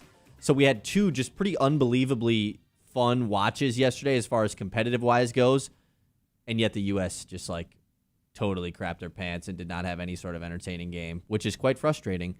But there's no World Cup game on today. Everybody now is advanced to the quarterfinal round. Gets going again tomorrow, and I think it's like a 1 game per day basis for a while here. So that's exciting. One more thing here in the news, and then we'll save the rest for later. Tigers A's, of course, tonight 6:40. Troy Melton versus Jeffrey Springs. Jaylen Brown and AJ Brown are cousins. I had no idea. What? Yet it makes perfect sense. Both players. What did we say last week? We said both players care about having the ball in their hands much more than they do winning. In the case of AJ And Brown, they both have won. Like that's the funniest part. it's like AJ Brown got his Super Bowl and is like, you know what? I'd much rather be somewhere where I just am getting 10 catches a game. I don't really care if we're bad or not. Luckily, he goes to a place for him that's. They got flipped too, Boston to Philly, but I know. in reverse. It's so, and they're both 29 years old. So bizarre. It's like, you ever heard the story of Tracy McGrady or Vince Carter? I course. forget which one of them explains the story, but they're cousins and had no idea until one of their like grandmas told them, yeah, your cousin's in the NBA too. Or your cousin also goes to North Carolina. Like, what? How do you not know? It's crazy. Crazy. And like their version is even wilder. Their grandfathers are brothers. So their first cousins. How do you not No, know they're, that? they're cousins first removed or something like that. Yeah. Your grandfathers were brothers, and you're just finding this out? I don't think that's. I don't know my Actually, yeah, I do. That's just like, yeah, those are just your cousins. How do you not know? Yeah, crazy. What else do you have in news? We're not going to hit it again today, so go ahead. I mean, that's basically it. I just a couple more like non-important things. Shohei Ohtani, 7th fastest to 300 homers. That's pretty cool. That is cool. Yankees struck out 17 times yesterday against the Rays for the second straight game. That's the first time any American League team has ever done that. Oh, my God. That's horrific. Yeah, it's really bad. That's basically all I got. Okay. I was going to do the edge rusher thing, but we can do that tomorrow. Top 10 edge rushers from ESPN. Yeah, let's You just do it as around the league, too. Yeah. I do have one more thing, actually. Sure. Amon-Ra St. Brown got engaged. There we go. I saw Hey, that. shout out to St. Brown. Brooklyn Adams, his longtime fiance, comes to all the games. Shout out to them. Longtime girlfriend. Or yes, sorry, now turned fiance. Correct. I asked the Mitt's Facebook page about what advice do you have. Some funny comments in there. All right, 989-837. What advice do you have as a non-married man? I have none. Okay. Looking for financial advice that actually makes sense? Meet Doug Shalini of Kingsview Partners right here in Midland, a former teacher and coach. Doug breaks down all the complicated stuff and makes it understandable for people like you and I. Helps families, professionals build clear game plans with their money so you can move forwards with confidence and not confusion. That's Doug Shalini, Kingsview Partners right here in Midland. The Ben Bosscher Show, built by Bresky Siding and Building Repair on 100.9.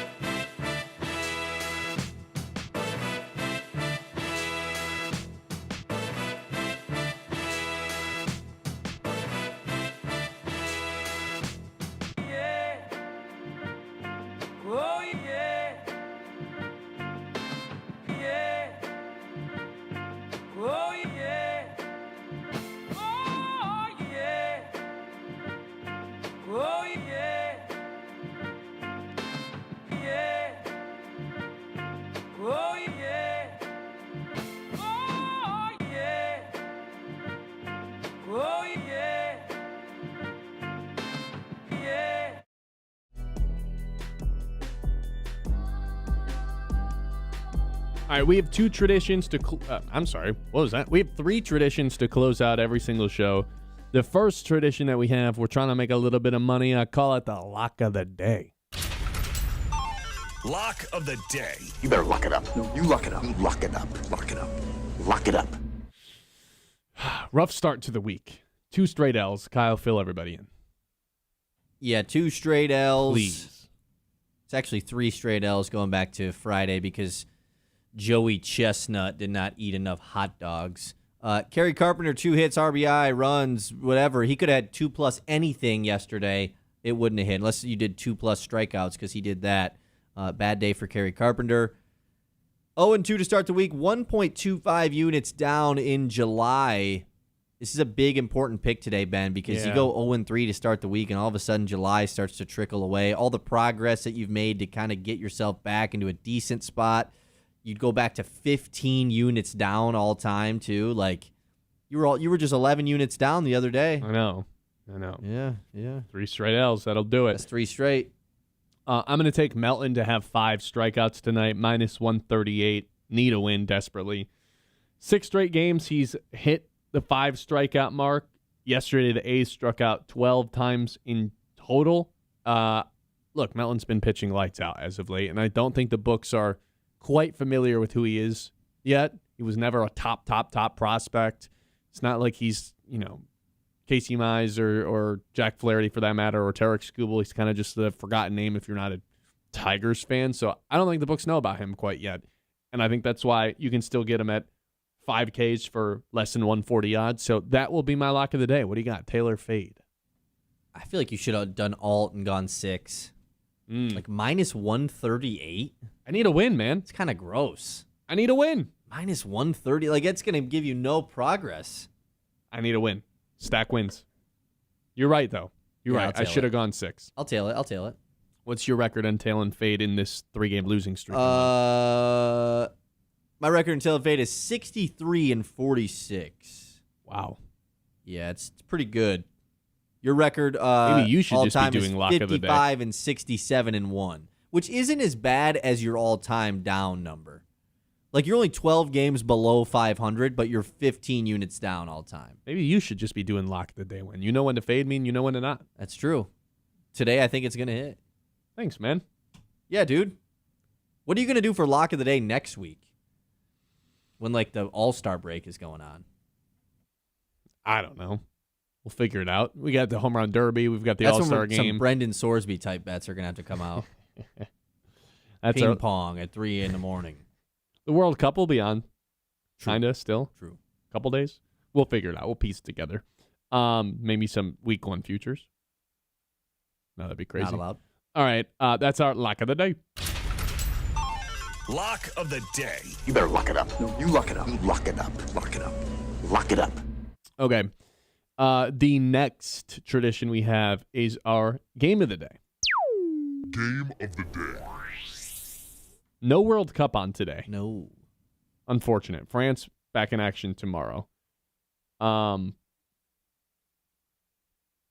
Summer League doesn't start till tomorrow. Yeah, the Can't Pistons pick that. Summer League, which might be the lock of the game of the day tomorrow. Oh, we have Summer League next week. That's what we'll bet on. So bad. Let's look at the baseball schedule. What do we got for the best thing on today? Everybody's playing. I mean, the Dodgers are. Oh no, I thought it was in Colorado. I was like, there's a chance for like 20 runs to be scored, but it's not the case. You got the WNBA on. You got Garrett Cole's on the mound tennis going tonight. on right now? Maybe. Oh man, Yeah, this is tennis tough. is going on right now. This is really tough. Wait, it's Wimbledon right now? Oh, then I choose that. Yeah, dude, it's Wimbledon. That's the game. That's the match of the day. It's Wimbledon. There you go. Yeah, but no, you can't pick that. The matches are going on right now. Oh. They play super early. This is men's I pick Wimbledon. That's the game of the day. tennis matches. We do have Yannick Sinner versus Djokovic in the semifinals Today? in 2 days. Oh, Friday. Wow, that's pretty sick. These matches are all already going on. I can't choose them. We're in the That's what I quarterfinals. just said. I said you can't pick them because they're happening right now. God. Oh my God.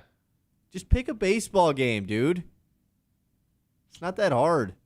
That's what I'm trying to do, man. You got the Battle of the Sox going on tonight? Give me the Dodgers. Give me the Dodgers and the Rockies. Yeah, game just for sure he'll never watch. It's game of the day, though. Game of the day. Game of the day. I got 2 words for you. Steve Nash and Chris Paul. Must-see TV. Okay. Yeah. Okay. Sorry. Am I good? Okay. I'll start talking now. Usually there's. Okay. This is. He doesn't know anymore. I don't know anything. Okay. Wait, did you say you don't know anything? Most of you guys don't know really much about anything. Thank you, Amon-Ra St. Brown. Last thing we have is to predict what Colin Cowherd opens with. He takes over our airwaves at noon, Fox Sports Radio, The Herd. Colin Cowherd, ever heard of him? What do we think he opens up with? Your turn to go first today. Got to be quick. 64-63. You're in the lead. I'll go with LeBron. Where's LeBron going to go? He picked LeBron. He picked the wrong old guy. Give me Messi. Okay. That's going to do it for us today. Messi. Appreciate everybody for listening. Subscribe on YouTube if you have not already. We appreciate you tuning in today for this fun show. Tomorrow we'll be back in action. Have no fear. What do we got? Facebook, Instagram, TikTok. Subscribe there. Follow us there to stay up to date on all the latest stuff. See exclusive video. We will be back tomorrow at 9 a.m. So talk to you guys then. The Ben Bosscher